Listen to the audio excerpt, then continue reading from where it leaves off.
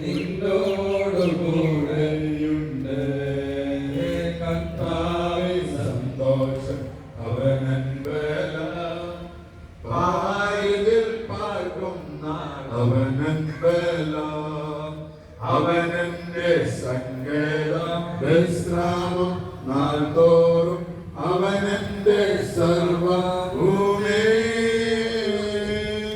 അവനെന്റെ സങ്കേതം വിശ്രാമം നാൾതോറും അവനെന്റെ സർവഭൂമി ബലഹീനനെന്നോ ഞാൻ കരുതിയ നാൾ അന്നാളിലവൻ എന്നോട് ചൊല്ലി ബലഹീനനെന്നോ ഞാൻ കരുതിയ നാൾ അന്നാളിലവൻ എന്നോട് ചൊല്ലി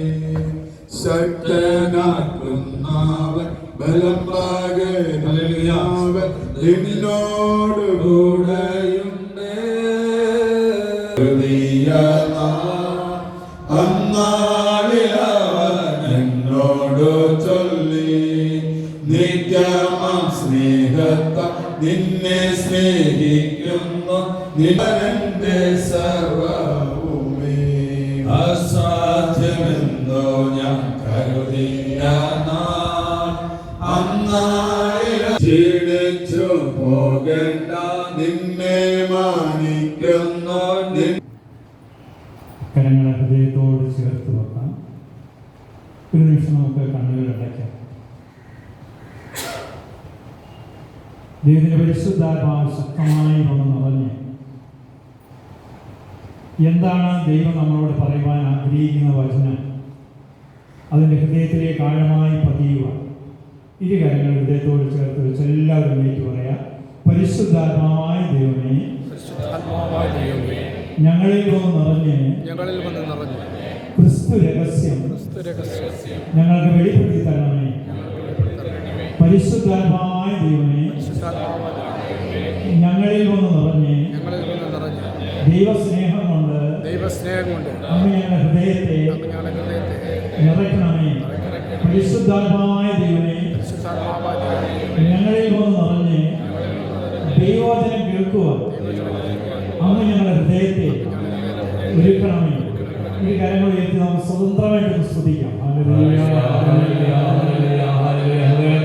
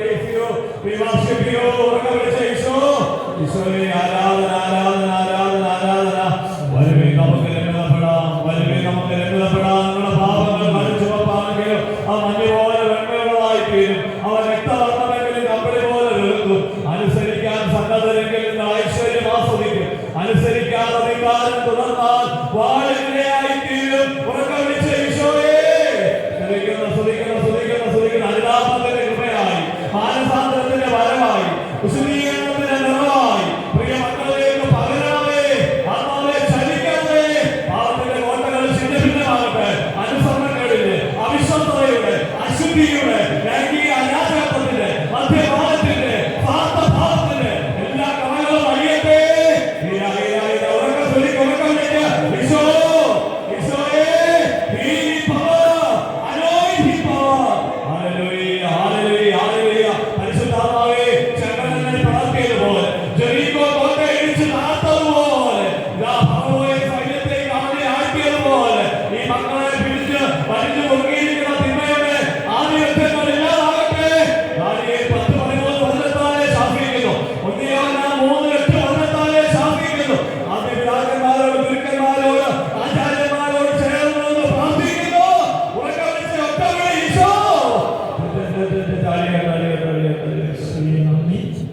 പരിശുദ്ധ അമ്മയെ നമുക്ക് വിളിക്കാം. മാർവാനീസ് പിതാവിൻ്റെ പിള്ളത്തൊട്ടിലായിരിക്കുന്ന ഈ ദേവാലയത്തിൽ തമ്പുരാൻ്റെ അമ്മച്ചി എന്ന് പറഞ്ഞ് പ്രാർത്ഥിക്കുന്ന മാർവാനീസ് പിതാവിൻ്റെ മധ്യസ്ഥതയിൽ നിന്നുകൊണ്ട് പരിശുദ്ധ അമ്മയെ നമുക്ക് വിളിക്കാം. ദൈവകൃപ നിറഞ്ഞ മറിയമേ സ്വസ്തി, കർത്താവ് അങ്ങയോടുകൂടെ, അങ്ങ് സ്ത്രീകളിൽ അനുഗ്രഹിക്കപ്പെട്ടവളാകുന്നു, അങ്ങ് ഉദരഫലമായി ഈശോ അനുഗ്രഹിക്കപ്പെട്ടു.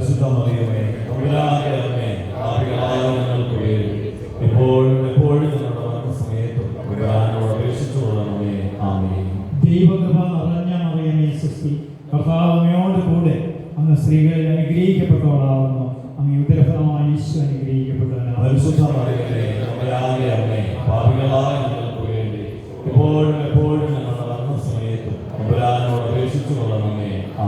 ദൈവകൃപ നിറഞ്ഞ മറിയമേ സ്വസ്തി, കർത്താവ് അങ്ങയോട് കൂടെ, സ്ത്രീകളിൽ അനുഗ്രഹിക്കപ്പെട്ടവളാകുന്നു, അങ്ങ് ഉദരഫലമായി ഈശോ അനുഗ്രഹിക്കപ്പെട്ടവനാണ്. പരിശുദ്ധ മറിയമേ തമ്പുരാന്റെ അമ്മേ, പാപികളായ ഞങ്ങൾക്ക് വേണ്ടി ഇപ്പോഴും എപ്പോഴും ഞങ്ങളുടെ മരണസമയത്ത് തമ്പുരാനോട് അപേക്ഷിച്ചുകൊള്ളണമേ. പിതാവിന്റെയും പുത്രന്റെയും പരിശുദ്ധാത്മാവിന്റെയും നാമത്തിൽ പരസ്പരം ഇടത്തും വലത്ത് നിൽക്കുന്ന വ്യക്തിക്ക് ഈശ്വരൻ അടുത്തിരിക്കുന്ന വ്യക്തികളെ കൈക്ക് പിടിച്ചെന്ന് പറഞ്ഞാൽ ഈശ്വരൻ നിങ്ങളെ താങ്കളെ അനുഗ്രഹിക്കുന്നു. ഈശ്വരൻ താങ്കളെ ഹല്ലേലൂയ. ശാന്തമായിട്ടിരിക്കുക. ഹല്ലേലൂയ. നോമ്പുകാലമാണ്, ഇതിനെക്കുറിച്ചൊക്കെ നിങ്ങളോട് പറഞ്ഞുവിടെ. ഈ നോമ്പുകാലം എന്തിനാണ് നമുക്ക് തന്നിരിക്കുന്നത്? നമ്മൾ വളരെ ശ്രദ്ധാപൂർവ്വം അറിഞ്ഞിരിക്കേണ്ട കാര്യമാണ്. ഒന്ന്, ദൈവവുമായിട്ടുള്ള നമ്മുടെ ബന്ധം ഒന്നുകൂടെ ശക്തിപ്പെടും എന്ന് പറഞ്ഞ് ദൈവമായിട്ടുള്ള ബന്ധം. രണ്ട്, മനുഷ്യനുമായിട്ടുള്ള ബന്ധം ശക്തിപ്പെടും. എന്താണ്? മൂന്നാമതായിട്ട്, ഞാൻ ജഡിക മനുഷ്യനാണെങ്കിൽ ആത്മീയ മനുഷ്യനായി മാറണം. എന്നിലെ ജഡികതയെല്ലാം മാറ്റി ആത്മീയനായി മാറുക എന്നുള്ളതാണ് നോമ്പിൻ്റെ അതിപ്രധാനമായ വിഷയം. അപ്പോൾ നമ്മൾ മൂന്നാമത്തെ വിഷയമാണ് എടുക്കുന്നത്. ഞാനൊരു ആത്മീയ മനുഷ്യനാകണം എന്നുള്ളതാണ് നോമ്പിൻ്റെ. അപ്പോൾ ആത്മീയ മനുഷ്യനാകാൻ ഞാൻ എന്തായി മാറണം?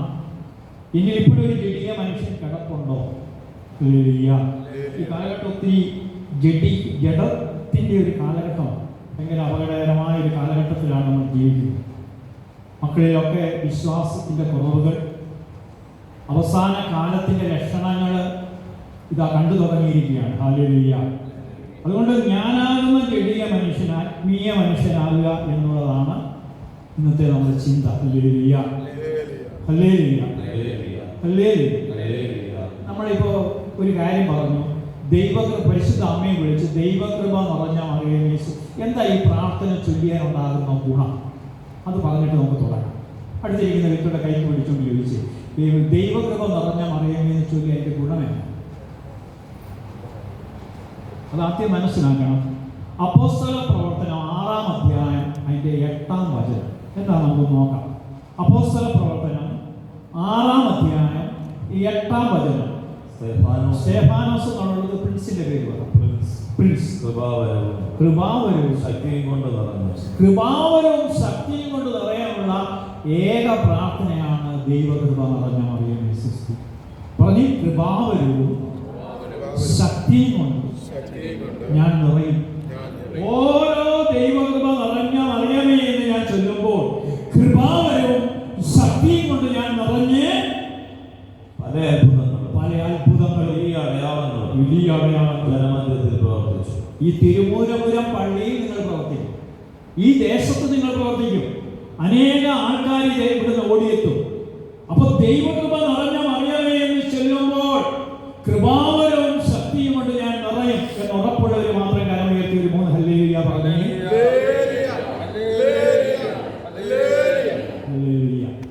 അപ്പൊ നമ്മൾ എന്ന വിഷയത്തിലേക്ക് വരികയാണ്. ബൈബിളിൽ 3 തരം മനുഷ്യരാണുള്ളത്. ബൈബിളിൽ എത്ര തരം മനുഷ്യരുണ്ട്? ഒന്നാമത്തെ മനുഷ്യന്റെ പേരാണ് ലൗകിക മനുഷ്യൻ. എന്താണ്? അപ്പൊ ലൗകിക മനുഷ്യനെ കുറിച്ച് നമുക്ക് ചിന്തിക്കാം. 1 കൊരിന്ത്യർ 2-ാം അധ്യായം 14-ാം വചനം. എല്ലാവരും നേരിട്ട് പറഞ്ഞേ. 1 കൊരിന്ത്യർ 2-ാം അധ്യായം 14-ാം വചനം. അതിങ്ങനെയാ പറയുന്നത്, ലൗകിക മനുഷ്യനെ ദൈവാത്മാവിന്റെ നിയമങ്ങൾ, ദാനങ്ങൾ, ഈ ദാനങ്ങൾ പോഷകമാകിയാൽ അവൻ അത് സ്വീകരിക്കുന്നില്ല. ബിജു ബ്രദർ നല്ല രീതിയിലൊക്കെ പരസ്യമൊക്കെ കൊടുത്തിട്ടുണ്ട്. പക്ഷേ ഈ വചനം കേൾക്കാൻ ഈ കാലഘട്ടത്തിൽ ആളുകൾ കുറയും. Hallelujah, hallelujah, hallelujah. കാരണം എന്ന് പറഞ്ഞു കഴിഞ്ഞാൽ ഈ വചനത്തോടൊന്നും മനുഷ്യനിപ്പോ താല്പര്യമില്ല. പിന്നെ എന്തെങ്കിലും അത്ഭുതങ്ങളുടെ പറയുള്ളൂ എന്ന് വെച്ചാൽ കാര്യസാധ്യത്തിന് വേണ്ടി. അവിടെ ഒന്നും ആത്മാവ് രക്ഷപ്പെടത്തില്ല. അപ്പൊ ലൗകിക മനുഷ്യന് മഴ വന്നാൽ ദൈവാത്മാവിന്റെ മഴ വന്നാൽ ആള് വരാതിരിക്കും, മഴക്കോള് വന്നാൽ ആള് വരാതിരിക്കും. പക്ഷേ അതുകൊണ്ട് എന്താ, ലൗകിക മനുഷ്യന് ദൈവാത്മാവിന്റെ നിയമങ്ങൾ, ദാനങ്ങൾ, ഈ ദാനങ്ങൾ, ഇത് ദാനമാണ്, ഇതൊരു ദാനമാണ്. ഇത് മോക്ഷത്വമാകയാൽ അവനത് സ്വീകരിക്കുന്നില്ല. അവനത് സ്വീകരിക്കുന്നില്ല. ഈ ദാനങ്ങൾ ആത്മീയമായി ഈ ദാനങ്ങൾ ആത്മീയമായി വിവേചിക്കപ്പെടേണ്ടവയാകയാൽ, ആത്മീയമായി വിവേചിക്കപ്പെടുന്നതാകയാൽ അവ ഗ്രഹിക്കാനും ഈ വചനം ഗ്രഹിക്കാൻ അവന് സാധിക്കുന്നില്ല. എന്താണ് വചനം ഗ്രഹിക്കാൻ? വചനമാകുന്ന വിത്ത് അവന്റെ ഹൃദയത്തിലേക്ക് വരുത്തില്ല. അതിനുള്ള ഒരുക്കം അവനില്ല. ഞാനൊരു ചോദ്യം ചോദിച്ചോട്ടെ. ഒരു തെങ്ങ് നട്ടാൽ ഒരു 8 വർഷം 10 വർഷം കഴിയുമ്പോൾ തേങ്ങ കിട്ടും. റബ്ബർ നട്ടാൽ ഒരു 7 വർഷം, ഒരു വാഴ നട്ടാൽ 1 വർഷം കഴിയുമ്പോൾ കൊല വെട്ടണം, അല്ലേ? അപ്പോൾ നെൽകൃഷി നടത്തിയാൽ 3 വർഷം അല്ലെങ്കിൽ 3.5 മാസം കഴിയുമ്പോൾ കൊയ്യാം, അല്ലെങ്കിൽ 3 മാസം കഴിയുമ്പോൾ കൊയ്യാം. വചനമാകുന്ന വിത്തിന്റെ പ്രത്യേകത ഇല്ല. എന്നെ നോക്ക്. വചനമാകുന്ന വിത്തിന്റെ പ്രത്യേകത, വചനം വിത്ത. അതിന്റെ വിതക്കാരൻ വിതയ്ക്കാൻ പുറപ്പെട്ടു. വിത്തുകളിൽ ചിലത് വഴിയരികിൽ വീണു. ഏതെങ്കിലും വിതയ്ക്കാരൻ വഴിയരികിൽ വീണു. നമ്മളെ ഉദ്ദേശിച്ച പറഞ്ഞു. ഹല്ലേലൂയ. അപ്പൊ ഈ വിത്ത് എന്ന് പറഞ്ഞാൽ എന്താ? വചനമാകുന്ന വിത്തിന്റെ പ്രത്യേകത എന്താ? എന്നെ എല്ലാവരും നോക്കിക്കേ. വചനമാകുന്ന വിത്തിന്റെ പ്രത്യേകത എന്താ? വചനമാകുന്ന വിത്തിന്റെ പ്രത്യേകത ഇടുന്ന സമയത്ത് തന്നെ ഫലമാണ്, കേൾക്കുന്ന സമയത്ത് തന്നെ ഫലമാണ്. അതാണ് സമരിയാക്കാരി സ്ത്രീയോട് വചനം പറഞ്ഞപ്പോൾ, വചനം തീർന്നു കഴിഞ്ഞപ്പോൾ അവൾ ആ കുടം അവിടെ വെച്ചു. അവൾ സമരിയ ദേശത്തേക്ക് കൂടി. ശിഷ്യന്മാരോട് പറഞ്ഞു, നിങ്ങൾ പറഞ്ഞില്ലേ, കണ്ടോ ആ വയലുകളൊക്കെ വിതയ്ക്കാൻ കിടക്കുന്നേ ഉള്ളൂ. അപ്പോൾ കർത്താവ് പറയാണ്, ഇപ്പോൾ തന്നെ ഫലമായി. ഇപ്പോൾ തന്നെ ഫലമായി എന്ന് പറഞ്ഞാൽ അവൾ വചനം കേട്ട് മാനസാന്തരപ്പെട്ടു. അവൾ സമരിയ ദേശത്തേക്ക് ഓടി. പ്രിയ സഹോദര, നീ കേൾക്കുന്ന നിമിഷം തന്നെ ഈ വചനം നിന്റെ ഹൃദയത്തിൽ ആഴമായി പതിയും. അതാണ് വചനം. കരമേറ്റി ഹല്ലേലൂയ പറഞ്ഞു. എന്ത് വേണം? വചനം. അതാണ് വചനം. ഇരുതല വാള. എല്ലാവരും പറഞ്ഞു വചനം എന്താ? അതിന്റെ അർത്ഥം എന്നാ? ഈ 2 സൈഡിലും മൂർച്ചയാണെന്ന് എല്ലാവരും പറഞ്ഞു. വചനം ഇരുതല വാളാകുന്നത് തിരുമൂലവനം സെന്റ് മേരീസ് മലങ്കര കത്തോലിക്ക പള്ളിയിലിരിക്കുന്ന മക്കൾക്കും കേൾക്കുന്ന നിങ്ങൾക്കും പറയുന്ന എനിക്കും ഒരുപോലെ അഭിഷേകമുള്ളതിന്റെ പേരാണ് വചനം. കരമടിച്ച് ദൈവത്തോട് മഹത്വപ്പെടുത്തിക്ക്. കേൾക്കുന്ന നിങ്ങൾക്കും പറയുന്ന എനിക്കും ഒരുപോലെ അഭിഷേകം ഉണ്ടാകുമെങ്കിൽ ഇതിന്റെ പേരാണ് വചനം. Hallelujah, hallelujah. അതുകൊണ്ട് ഇത് കേൾക്കാൻ ഈ കാലഘട്ടത്തിൽ സാത്താൻ സമ്മതിക്കില്ല. കാരണം അവസാന കാലം ആത്മീയരുടെ എണ്ണം കുറയും. നിങ്ങൾ ശ്രദ്ധിച്ചേ, ഒരു കുടുംബത്തിൽ തന്നെ 4 സിസ്റ്റേഴ്സ് മെത്രാന് ഒക്കെയുള്ള കുടുംബത്തില് ആ തലമുറ, അടുത്ത തലമുറയിൽ ആരുമില്ല, വൈദികരാരും ആരുമില്ല. കാലഘട്ടം അങ്ങനെ ആയിപ്പോയി. ഹല്ലേലൂയ. കാരണം കർത്താവിന്റെ 2ാം വരവിൽ കർത്താവ് പറയുകയാണ്, ഞാൻ വരുമ്പോൾ ഈ ഭൂമിയിൽ വിശ്വാസം കണ്ടെത്തുമോ? എന്താ വിശ്വാസം എന്ന് പറഞ്ഞാൽ? വിശ്വാസത്തിന് ഇംഗ്ലീഷിൽ എന്താ പറയുന്നത്? ഒന്ന് ഉറക്കം പറ. ഫെയ്ത്ത്. ഫെയ്ത്തിനകത്ത് എന്തുണ്ട്? ഫെയ്ത്തിനകത്തൊരു ഭൂട്ടുണ്ട്. ഫെയ്ത്ത് എന്ന് പറഞ്ഞാൽ അതിനകത്തൊരു ഫലമുണ്ട്. ഈ ഫലം എന്ന് പറഞ്ഞാൽ എന്താ? ആത്മാവിന്റെ ഫലങ്ങളാണ്. അതുകൊണ്ടാണ് സ്നാപകൻ പറഞ്ഞത്, ഫലം തരാത്ത വൃക്ഷത്തിന്റെ വേരിന് കോടാലി വെക്കപ്പെട്ടിരിക്കും. തിരുമൂലവനം പള്ളി, പ്രിയ സഹോദര, നീ ഫലം തരാത്ത വൃക്ഷമാണെങ്കിൽ നിന്റെ സവാട കഴിഞ്ഞു കഴിഞ്ഞാൽ പിന്നെ മക്കൾ പിന്നെ കല്ലറയിലേക്ക് തിരിഞ്ഞു നോക്കത്തില്ല. ഫലം തരാത്ത വൃക്ഷം, ഫലം തരുന്ന ഒരു വൃക്ഷമായിരുന്നു മാർവാനോസ് പിതാവ്. ആ പിതാവ് ഇന്നും ജീവിക്കുന്ന, നമ്മുടെ ഹൃദയത്തിൽ ജീവിക്കുന്ന എന്താ? അതാ ഫലം തരാത്ത വൃക്ഷം. ഫലം തരുന്ന വൃക്ഷമാണെങ്കിൽ അവന്റെ പേരാണ് വിശ്വാസി. ആ വിശ്വാസിക്ക് ഒരിക്കലും മരണമില്ല. ഒരു നേരം വിശ്വാസിക്ക് അടുത്ത് വലതിയിരിക്കുന്ന വിശ്വാസിയുടെ കൈ പിടിച്ചുകൊണ്ട് പറ, വിശ്വാസിക്ക് ഒരിക്കലും മരണമില്ലെന്ന്. എന്തില്ല? എന്താണ് വിശ്വാസിക്ക് എന്തില്ല? വിശ്വാസിക്ക് എന്തില്ല? കാരണം എന്നാ? അവന് ഫ്രൂട്ട് ഉണ്ട്. എന്തുണ്ട്? നിങ്ങളൊരു മാവ് നട്ടുന്നിരിക്കട്ടെ, അതിൽ നല്ല കിളിച്ചുണ്ട മാങ്ങ, ഒരു 200 കിളിച്ചുണ്ട മാങ്ങ അതിലുണ്ടാകും. ഈ മാവ് ഏതെങ്കിലും മാങ്ങ തിന്നുമോ? മാവ് എന്തിനാ? മറ്റുള്ളവർക്ക് വേണ്ടി. അതാണ് ഞാൻ മറ്റുള്ളവർക്ക് വേണ്ടി ഫലത. മാർവാനോസ് പിതാവ് മുണ്ടമ്പലയിൽ നിന്ന് 5 രൂപയിൽ കൊണ്ട് 5 പേര് കൂടി ഇറങ്ങി, 5 കയ്യിൽ ഒന്നുമില്ലാതെ ഇതാ തിരുമൂലപുരത്ത് വന്ന് ഇന്ന് മലങ്കര സഭയിൽ 5 ലക്ഷം മക്കളുണ്ടായിരുന്നെങ്കിൽ ഇത് ഫ്രൂട്ടുള്ളത് കൊണ്ടാണ്, ഒരു ഫലദായകമായത് കൊണ്ടാണ്, ഫലദായകമായ ഒരു പിതാവാണ് അദ്ദേഹം. കർത്താവേ എന്നോട് ഉത്തരമരണമേ എന്ന് നെഞ്ചത്തടിക്കുമ്പോൾ മൈക്കില്ലാതെ വെളിയിലുള്ളവർക്ക് കേൾക്കാം പിതാവിന്റെ ആ നെഞ്ചത്തടി. ഹല്ലേലൂയ. ആ നെഞ്ചത്തടിയിൽ നിന്ന് ഉണ്ടായ സഭയുടെ പേരാണ് മലങ്കര കത്തോലിക്ക സഭ. കരമുയർത്തി ഹല്ലേലൂയ പറഞ്ഞേ. ഇന്ന് സഭാ മക്കളുടെ ആ വിശ്വാസത്യാഗമൊക്കെ കഴിഞ്ഞു.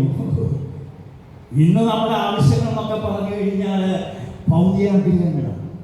ആത്മാവിനെ കുറിച്ച് യാതൊരു ആഗ്രഹവുമില്ല. ഹല്ലേലൂയ. അതുകൊണ്ടാണ് വിശ്വാസിയിൽ എന്തുണ്ട്? ഒരു ഫ്രൂട്ടുണ്ട്. ഒരു ഫ്രൂട്ടുണ്ട്. ഈ ഫ്രൂട്ടില്ലെങ്കിലുണ്ടല്ലോ സഹോദരി, ഈ കാലഘട്ടം കഴിയുമ്പോൾ പിന്നെ നിങ്ങളെ ആരും ഓർക്കത്തില്ല. അടക്കം കഴിഞ്ഞു കഴിഞ്ഞാൽ തീർന്നു. പ്രിയ സഹോദര, നീ മുന്നിലിരിക്കുന്ന പ്രിയ സഹോദരങ്ങളെ പ്രദേശേ, നിങ്ങളുടെ ജീവിതം ഈ വചനത്തെ മുറുകെ പിടിക്കുമ്പോഴാണ് ഈ ജീവിതം ധന്യമായി മാറുന്നത്. ഹല്ലേലൂയ. ഹല്ലേലൂയ. അപ്പോൾ ഈ ആത്മീയരായി, അപ്പോൾ നമുക്ക് ആത്മീയ മനുഷ്യനിലേക്ക് പോകുമ്പോൾ 3 ചോദ്യങ്ങൾ ചോദിച്ചുകൊണ്ട് നമ്മൾ ആരംഭിക്കാൻ പോകും. ആദ്യത്തെ ചോദ്യം, നമ്മൾ എന്തിനു വേണ്ടിയാണ് പരിശ്രമിക്കുന്നത്? എല്ലാവരും ഒന്ന് പറഞ്ഞു, നമ്മൾ എന്തിനു വേണ്ടിയാണ്? അടുത്തിരിക്കുന്ന കൂടപ്പുറപ്പിന്റെ കൈക്ക് പിടിച്ചുകൊണ്ട് പറഞ്ഞു, കൂടപ്പുറപ്പെ എന്തിനു വേണ്ടിയാ പരിശ്രമിക്കുന്നതെന്ന് ചോദിച്ചു. പറഞ്ഞേ, എന്തിനു വേണ്ടിയാ? അടുത്തിരിക്കുന്ന കൂടപ്പുറപ്പിന്റെ കൈക്ക് പിടിച്ചുകൊണ്ട് പറ, കൂടപ്പുറപ്പെ. കൂടപ്പുറപ്പ് എന്നുള്ളത് നീ ആദ്യമായിട്ടാണ് കേൾക്കുന്നത്. ചാവറയച്ചൻ ഇത് തുടങ്ങിയത്. വിശുദ്ധ കുർബാന കഴിഞ്ഞു കഴിഞ്ഞാൽ ചാവറയച്ചൻ പറയും, നിങ്ങൾ അവിടെ നിൽക്കാൻ പറയും, പോകരുതെന്ന് പറയും. നിങ്ങൾ വിശുദ്ധ കുർബാന എങ്ങനെ സ്വീകരിച്ചതെന്ന് ചോദിക്കും. അപ്പൊ ചാവറയച്ചൻ പറഞ്ഞു കൊടുക്കും, വിശുദ്ധ കുർബാന ഇങ്ങനെ സ്വീകരിക്കണം. ഈശോയുടെ ശരീരമാണ് എൻ്റെ ശരീരം, ഈശോയുടെ രക്തമാണ് എൻ്റെ രക്തം. വലുതൊരു വ്യക്തി പറ, ഈശോയുടെ ശരീരമാണ് എൻ്റെ ശരീരം, ഈശോയുടെ രക്തമാണ് എൻ്റെ രക്തം. ആ വിശുദ്ധ കുർബാന സ്വീകരിക്കുമ്പോൾ നിങ്ങൾ മനസ്സുകൊണ്ട് പറയണം. ഇത് പറയണം, ഈശോയുടെ ശരീരമാണ്, ഈശോയുടെ രക്തമാണ്. അപ്പൊ ഈശോയുടെ ശരീരവും രക്തവുമാണെങ്കിൽ അടുത്തിരിക്കുന്ന വ്യക്തി ആരാ? കൂടപ്പുറപ്പ്. ഹല്ലേലൂയ. നമ്മളെല്ലാം ആരാ? അതാണ്. ആരാണ് എൻ്റെ സഹോദരൻ? ആരാണ് എൻ്റെ അമ്മ?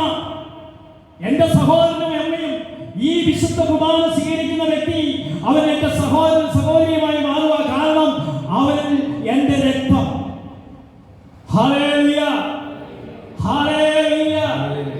അതുകൊണ്ട് പ്രിയ സഹോദരങ്ങളെ, നമ്മുടെ പരിശ്രമം എന്തിനു വേണ്ടിയാണ്? പരിശ്രമം എന്തിനു വേണ്ടിയാണ്? അവർക്ക് ചോദിച്ച് എന്തിനു വേണ്ടിയാണ് പരിശ്രമിക്കുന്നത്?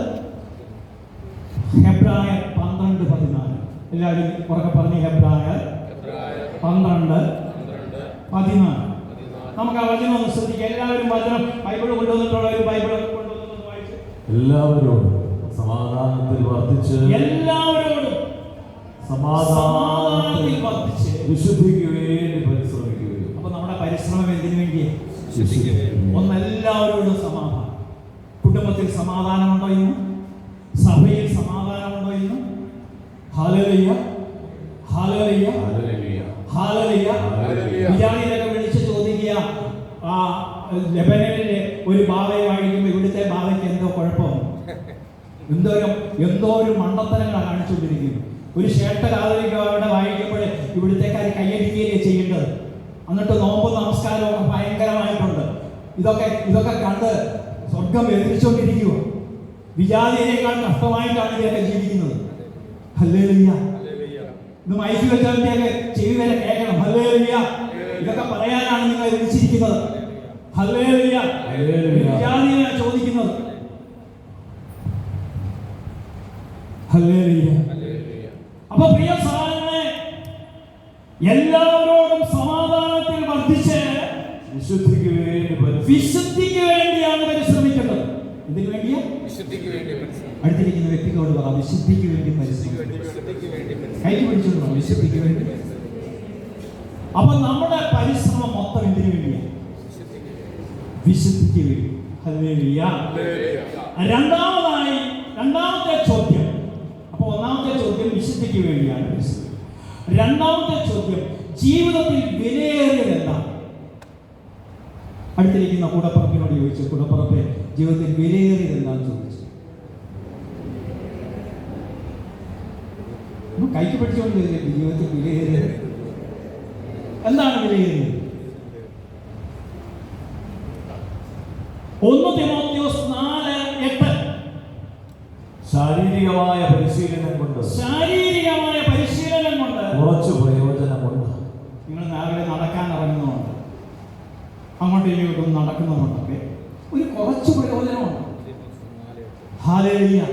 അപ്പൊ ശാരീരികമായ പരിശീലനം കൊണ്ട് കുറച്ച് പ്രയോജനമുണ്ട്. എന്നാൽ ആത്മീയത എല്ലാ വിധത്തിലും വിലയുള്ളതാണ്. വലുതരങ്ങൾക്ക് പറ, എന്നാൽ ആത്മീയത എല്ലാ വിധത്തിലും വിലയേറിയതാണ്. നിങ്ങളൊരു ആത്മീയ മനുഷ്യനാകുന്നതാണ് ഏറ്റവും വലിയ വില. എങ്ങനെ ചെറിയ മനുഷ്യൻ ആരായി മാറണം? ആത്മീയ മനുഷ്യനായി മാറണം. ഹല്ലേലൂയ. അപ്പൊ ആത്മീയത എല്ലാ വിധത്തിലും വിലയേറിയതാണ്. എന്തുകൊണ്ടെന്നാൽ അത് ഈ ജീവിതത്തിൽ ജീവിതത്തിന്റെയും സംബന്ധിക്കുന്ന വാഗ്ദാനങ്ങൾ ഉൾക്കൊള്ളുന്നു. കണ്ടോ, ഈ ജീവിതത്തിൽ ആത്മീയനാകണം. വരാനിരിക്കുന്ന ഒരു ജീവിതമുണ്ട്. അതുകൊണ്ടാണ് ആത്മാവിന്റെ വില മനസ്സിലാക്കുന്നവന്റെ പേരാണ് ആത്മീയൻ. പറഞ്ഞു, വലുതിനെ വേണ്ടി പറഞ്ഞു. ആത്മാവിന്റെ വില മനസ്സിലാക്കുന്നവരാണ് ആത്മീയൻ. അടുത്തിരിക്കുന്ന വ്യക്തിയോട് പറ, ആത്മാവിന്റെ വില മനസ്സിലാക്കുന്നവന്റെ പേരാണ്. എന്തിന്റെ വില മനസ്സിലാക്കണം? അതുകൊണ്ടാണ് ആത്മീയ മനുഷ്യനായി നമ്മൾ രൂപപ്പെടണം. അപ്പൊ ആത്മാവാണ് വില. ശരീരം ഒന്നിനും പ്രയോജനമില്ലെന്ന്. ശരീരം കൊണ്ടുവന്ന് ഈ കല്ലറെ കൊണ്ട് അടക്കി കഴിഞ്ഞു കഴിഞ്ഞാൽ ഇപ്രാവശ്യം ഓരോരുത്തരും ഇപ്പോഴത്തെ പുതിയ ഒരു വ്യക്തി പറയുവാണ് ഇതിനെക്കുറിച്ചുള്ളൊരു പിന്നെ ഇപ്പോൾ പുഴുവിന് പോലും മനുഷ്യ ശരീരത്തിലുള്ള അറപ്പാണ്. എന്നുവെച്ചാൽ ഈ ലഹരിയൊക്കെ കുടിച്ച് മതിച്ച് പുഴു പറയുക, പുഴു പോലും മാറി നിൽക്കുക. ഇപ്പൊ മുന്തിരിങ്ങയൊക്കെ വെച്ച് കഴിഞ്ഞാൽ അവിടെ ഏതെങ്കിലും ഈച്ചയ്ക്ക് പേടിയാ എന്ന് പറയുന്നത് പുഴുവിന് നിന്റെ ശരീരത്തെ വേണ്ടാന്ന്. ഹല്ലേലൂയ. ഇവന്റെ ശരീരത്തിൽ മൊത്തം ഇപ്പോ ഈശ്വരൻ എത്ര കുടി ഏറ്റവും കൂടുതൽ കുടിക്കുന്ന ക്രിസ്ത്യാനിയാ.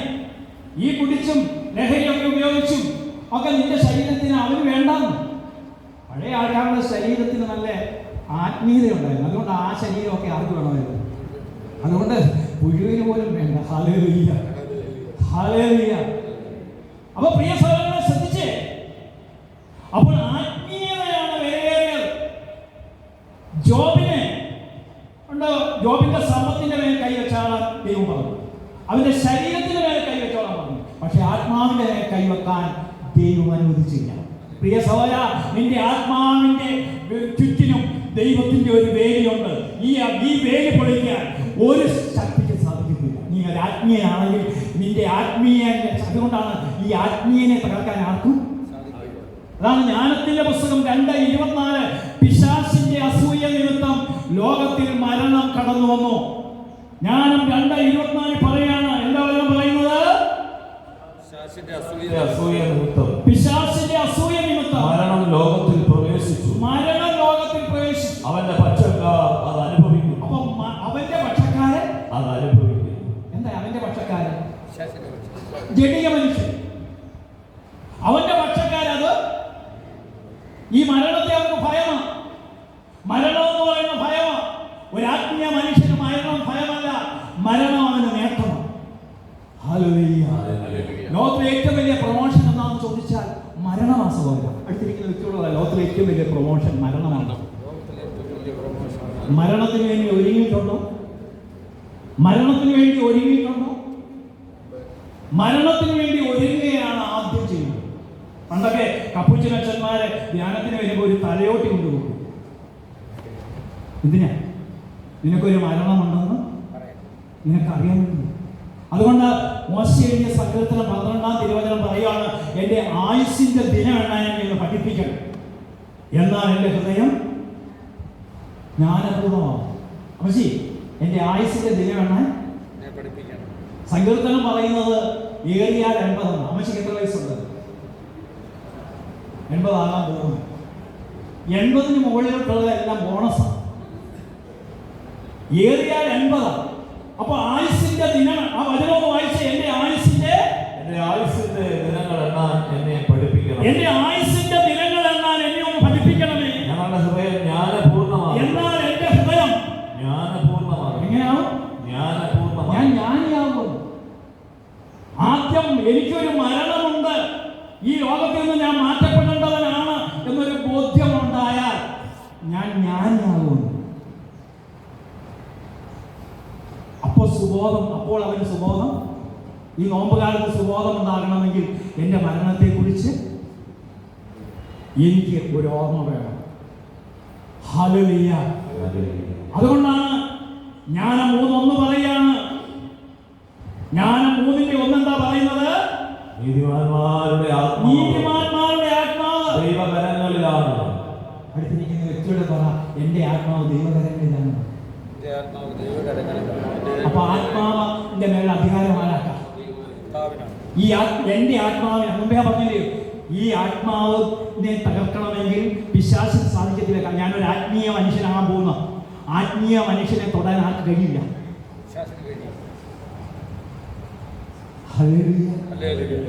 നീ ആത്മീയ മനുഷ്യനാകാത്തത് കൊണ്ടാണ് പ്രശ്നങ്ങൾ തീരാത്തതെന്ന്. കുടുംബത്തിലെ ഈ സഭയിലൊക്കെ പ്രശ്നങ്ങൾ തീരാത്ത എന്താ? ആത്മീയ മനുഷ്യരുടെ എണ്ണം കുറഞ്ഞെന്ന്. ലൗകിക മനുഷ്യനെ വന്ന് നുഴഞ്ഞു കയറി. ലൗകിക മനുഷ്യൻ നുഴഞ്ഞു കയറിയാൽ പിന്നെ സഭയിൽ പ്രശ്നം, തർക്കം, ബഹളം. കാരണം അവസാന കാലഘട്ടത്തിന്റെ ലക്ഷണമാണെന്ന് ആത്മീയ മനുഷ്യൻ ഇതറിയണം. വായനക്കാരൻ അത് ബൈബിളിൽ പറയാ, വായനക്കാരൻ ആത്മീയ മനുഷ്യൻ ഇതറിയണം.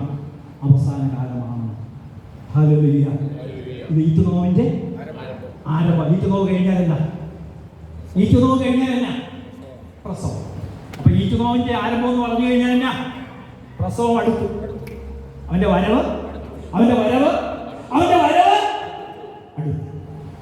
ഹല്ലേലൂയ. എന്റെ പ്രിയ സഹോദരങ്ങളെ, നിങ്ങൾ ലക്ഷങ്ങൾ കൂടിയാലും 1000, 10,000 കൂടിയാലും ലോകത്തിൽ എല്ലാവരും രക്ഷപ്പെടത്തില്ല. ആത്മീയനായി ഈ ലോകത്തിന്റെ ഭൗതികത പിന്നാലെ കുറെ ആൾക്കാർ പോകും. അവർ ചെടിയായി മരിക്കും, സ്വന്തം കല്ലറ കിട്ടും. അവിടെ ചെല്ലുമ്പോൾ കർത്താവ് പറയും, നിന്നെ ഞാൻ അറിയുന്നില്ലെന്ന്. ഏറ്റവും വേദനാജനകമായ കാര്യമാണ്. നിന്നെ ഞാൻ അറിയുന്നു. ഞാൻ അവിടെ പള്ളി പണിത് കൊടുത്തിട്ടുണ്ട്, കുരിശടി പണിത് കൊടുത്തിട്ടുണ്ട്. ഇല്ല, കർത്താവെ എന്ന് വിളിക്കുന്നവനൊന്നും അല്ല. എൻ്റെ പിതാവിൻ്റെ ഹിതം ആത്മീയ മനുഷ്യനായി ജീവിച്ചെങ്കിൽ മാത്രമേ അതില്ലയോ? കാലം ചെയ്ത മാർപ്പാപ്പ പറഞ്ഞത്, എനിക്ക് നോമ്പുകാലത്ത് തരാനുള്ള സന്ദേശം മർക്കോസ് 10:17 എന്താ ഈ മർക്കോസ് 10:17? മർക്കോസിന്റെ സുവിശേഷം 10-ാം അധ്യായം 17-ാം വചനം പറയാണ്. എന്താ വചനം പറയുന്നത്? മൈക്കിക്കൂടെ വായിച്ചു. യേശു വഴിയിലേക്ക് ഇറങ്ങിയപ്പോൾ ഒരുവൻ ഓടി വന്ന് അവന്റെ മുമ്പിൽ മുട്ടുകുത്തി ചോദിച്ചു, നല്ലവനായ ഗുരു, നിത്യജീവൻ അവകാശമാക്കാൻ ഞാൻ എന്ത് ചെയ്യണം? എങ്ങനെയാ വിളിച്ചത്? നിത്യജീവൻ അവകാശപ്പെടാൻ ഞാൻ എന്ത് ചെയ്യണം? ഈശോ നല്ലവനെന്നാണ് വിളിച്ചത്. അപ്പൊ ഈശോ മറു ചോദ്യം ചോദിക്കുന്നത്, ചോദിച്ചു, ഒരുവനല്ലാതെ നല്ലവനായി ആ വചനം വായിക്കൂടെ വരില്ലേ? യേശു അവനോട് ചോദിച്ചു, ആ. എന്തുകൊണ്ടാണ് നീ എന്നെ നല്ലവൻ എന്തുകൊണ്ടാണ് നീ എന്നെ നല്ലവനെന്ന് വിളിക്കുന്നത്? കേട്ടോ, ഈശോ നല്ലവനല്ലേ? ആണ്. ഒരുവൻ നല്ലവനാകണമെങ്കിൽ എന്ത് വേണം? അടുത്ത വചനം പറയുന്നു, ദൈവം ഒരുവനല്ലാതെ നല്ലവനായി ആരുമില്ല. ഈ ലോകത്തിലെ എല്ലാവർക്കും നന്മ വരണമെന്ന് ആഗ്രഹിക്കുന്നവന്റെ പേരാണ് നല്ലവൻ. പക്ഷെ ഈ നല്ലവനായി തീർക്കുകയാണ് അവൻ ആ ബലിയിൽ കൂടി എന്നെ നിങ്ങളെ നല്ലവരാക്കി മാറ്റി. അപ്പൊ അടുത്ത വചനം എന്താ പറയുന്നത്? പ്രമാണങ്ങൾ നിനക്ക് അറിയാമല്ലോ. ആ. കൊല്ലരുത്, വ്യഭിചാരം ചെയ്യരുത്, മോഷ്ടിക്കരുത്, കള്ളസാക്ഷ്യം നൽകരുത്. ചുരുക്കി പറയുകയാണെങ്കിൽ 10 കൽപ്പനകളും നിനക്കറിയാമല്ലോ. അപ്പോൾ അവനെന്താ പറഞ്ഞത്? ചെറുപ്പം മുതൽ ഞാൻ ഇവയെല്ലാം ഞാൻ ഈ 10 കൽപ്പനകൾ അനുസരിച്ചാണ് ജീവിക്കുന്നത്. 10 കൽപ്പനകൾ അനുസരിച്ച് ജീവിച്ചാൽ സ്വർഗത്തിൽ പോത്തില്ല. വിശുദ്ധ തോമസ് അക്വീനാസ് പറയുന്നത് 10 കൽപ്പനകൾ പഠിച്ചാലൊന്നും നീ സ്വർഗത്തിൽ പോകത്തില്ല. മത്തായിയുടെ സുവിശേഷം 5, 6, 7 ഈ ഗിരിപ്രഭാഷണം വായിച്ച് പഠിക്കുന്ന ഒരു വ്യക്തിക്ക് മാത്രമേ സ്വർഗത്തിൽ പോകാൻ. 1-ാം മൈലായിരുന്ന പഴയ നിയമം, 2-ാം മൈലാണ് പുതിയ നിയമം. അടുത്തിരിക്കുന്ന വ്യക്തിയോട് പറ, 1-ാം മൈൽ പഴയ നിയമമായിരുന്നു, 2-ാം മൈൽ 1-ാം മൈൽ നടക്കാൻ നമുക്ക് 2-ാമത്തെ മൈലാണ്. അതെന്താണ് 2-ാം മൈൽ? ഇപ്പൊ പറയുന്നത് നിനക്കുള്ളതെല്ലാം എന്താ പറഞ്ഞു? നിനക്കുള്ളതെല്ലാം വായിച്ചേ. നിനക്കുള്ളതെല്ലാം നിനക്ക് ഒരു കുറവുണ്ട്. നിനക്കൊരു കുറവുണ്ട്. ആ കുറവെന്താ? നിനക്കുള്ളതെല്ലാം വിറ്റ് ദരിദ്രർക്ക് കൊടുക്കുക. നിനക്കുള്ളതെല്ലാം വിറ്റ് എന്താ വിൽക്കുക പറഞ്ഞാൽ നിനക്കുള്ളതെല്ലാം നിനക്ക് നീ പങ്കുവെക്കാൻ തയ്യാറാണ്. നിന്റെ കഴിവ്, നിന്റെ ജീവിതം. പ്രിയ സഹോദരങ്ങളെ, നിനക്ക് 10 ലക്ഷം രൂപ ഉണ്ടെങ്കിൽ, പഴയ നിയമത്തിലാണ് ദശാംശം, പുതിയ നിയമത്തിൽ ദശാംശമില്ല. അടുത്തിരിക്കുന്ന വ്യക്തിയോട് പുതിയ നിയമത്തിൽ ദശാംശമില്ല. പുതിയ നിയമത്തിൽ ഒരു വാക്യത്തിൽ പോലും ദശാംശം ഇല്ല. പുതിയ നിയമത്തിൽ പങ്കുവെക്കാം. 10 ലക്ഷം രൂപയ്ക്ക് മോളെ കെട്ടിക്കാനെങ്കിൽ 5 ലക്ഷം രൂപയ്ക്ക് കെട്ടിച്ചിട്ട് 5 ലക്ഷം വേറൊരാൾക്ക് കൊടുക്കുന്നതിന്റെ പേരാണ് പങ്കുവെക്കുക. 2500 സ്ക്വയർ ഫീറ്റിന്റെ വീട് വെക്കാൻ പൈസ നിനക്കുണ്ടെങ്കിൽ 1500 സ്ക്വയർ ഫീറ്റ് വെച്ചിട്ട് 1000 സ്ക്വയർ ഫീറ്റിന്റെ വീട് വെക്കുമ്പോൾ പങ്കുവെക്കുന്നു. ഹല്ലേലൂയ. അതിലെ സക്കായി എന്ന് പറഞ്ഞാൽ സ്വത്തിന്റെ പകുതി രക്ഷ എന്ന് പറയുന്ന ആളാളുകളെ നിങ്ങൾ കാണിക്കുന്ന ഉടായ്പ കൊണ്ടൊന്നും രക്ഷപ്പെടത്തില്ല. ഹല്ലേലൂയ. അപ്പൊ എന്താണ് പങ്കുവെക്കുക? അപ്പൊ നല്ലവനായി തീരണമെങ്കിൽ എന്ത് വേണം? അതിനെക്കുറിച്ച് നമുക്ക് ചിന്തിക്കണം. നല്ലവനായി തീരണമെങ്കിൽ എന്ത് വേണം? നല്ല സമരിയാക്കാരനാണ്. പറഞ്ഞ് അടുത്തിരിക്കുന്ന വ്യക്തിയോട് പറഞ്ഞു നല്ല നല്ല സമരിയാക്കാരനാണ് പങ്കുവെക്കുന്നത്. കണ്ടോ? ഇപ്പൊ നല്ലത് വന്നത് കണ്ടോ? നല്ലവനായ കള്ളനാണെങ്കിൽ നല്ല കള്ളനാണ്. ഹല്ലേലൂയ. വൈദികനാണെങ്കിൽ നല്ല വൈദികനാണ്, മെത്രാനാണെങ്കിൽ നല്ല മെത്രാനാണ്, വിശ്വാസിയാണെങ്കിൽ നല്ല വിശ്വാസിയാണ്. നല്ലത് പറയിപ്പിക്കണം. അടുത്തിരിക്കുന്ന കൂടപ്പറമ്പിനോട് പറഞ്ഞ് നല്ലത് പറയിപ്പിക്കണം. അപ്പൊ എന്താണ് പങ്കുവെക്കുക എന്ന് പറഞ്ഞാൽ നിങ്ങൾ ശ്രദ്ധിച്ചോണേ. പോയി നിനക്കുള്ളതെല്ലാം വിറ്റ് എന്താണ് വിൽക്കുക എന്ന് പറഞ്ഞാൽ നല്ല സമരിയാക്കാരന്റെ കാഴ്ചപ്പാട്. സഭയാകുന്ന സത്യത്തെ സൂക്ഷിപ്പുകാരാണ് ഞാനും നിങ്ങളും. സഹോദരിയുടെ പേരെന്നാ? സ്നേഹ. അപ്പോൾ ഈ സഭയാകുന്ന സത്യത്തിലെ സൂക്ഷിപ്പുകാരാണ് പരിശുദ്ധ കത്തോലിക്ക സഭ. ഒരു സത്രം, അതിനകത്ത് സൂക്ഷിപ്പുകാർ. അടുത്തിരിക്കുന്ന ബിജു ജോർജിനെ പൊന്നുപോലെ നോക്കണം. അടുത്തിരിക്കുന്ന വ്യക്തിയോട് പറയാം പൊന്നുപോലെ നോക്കണം.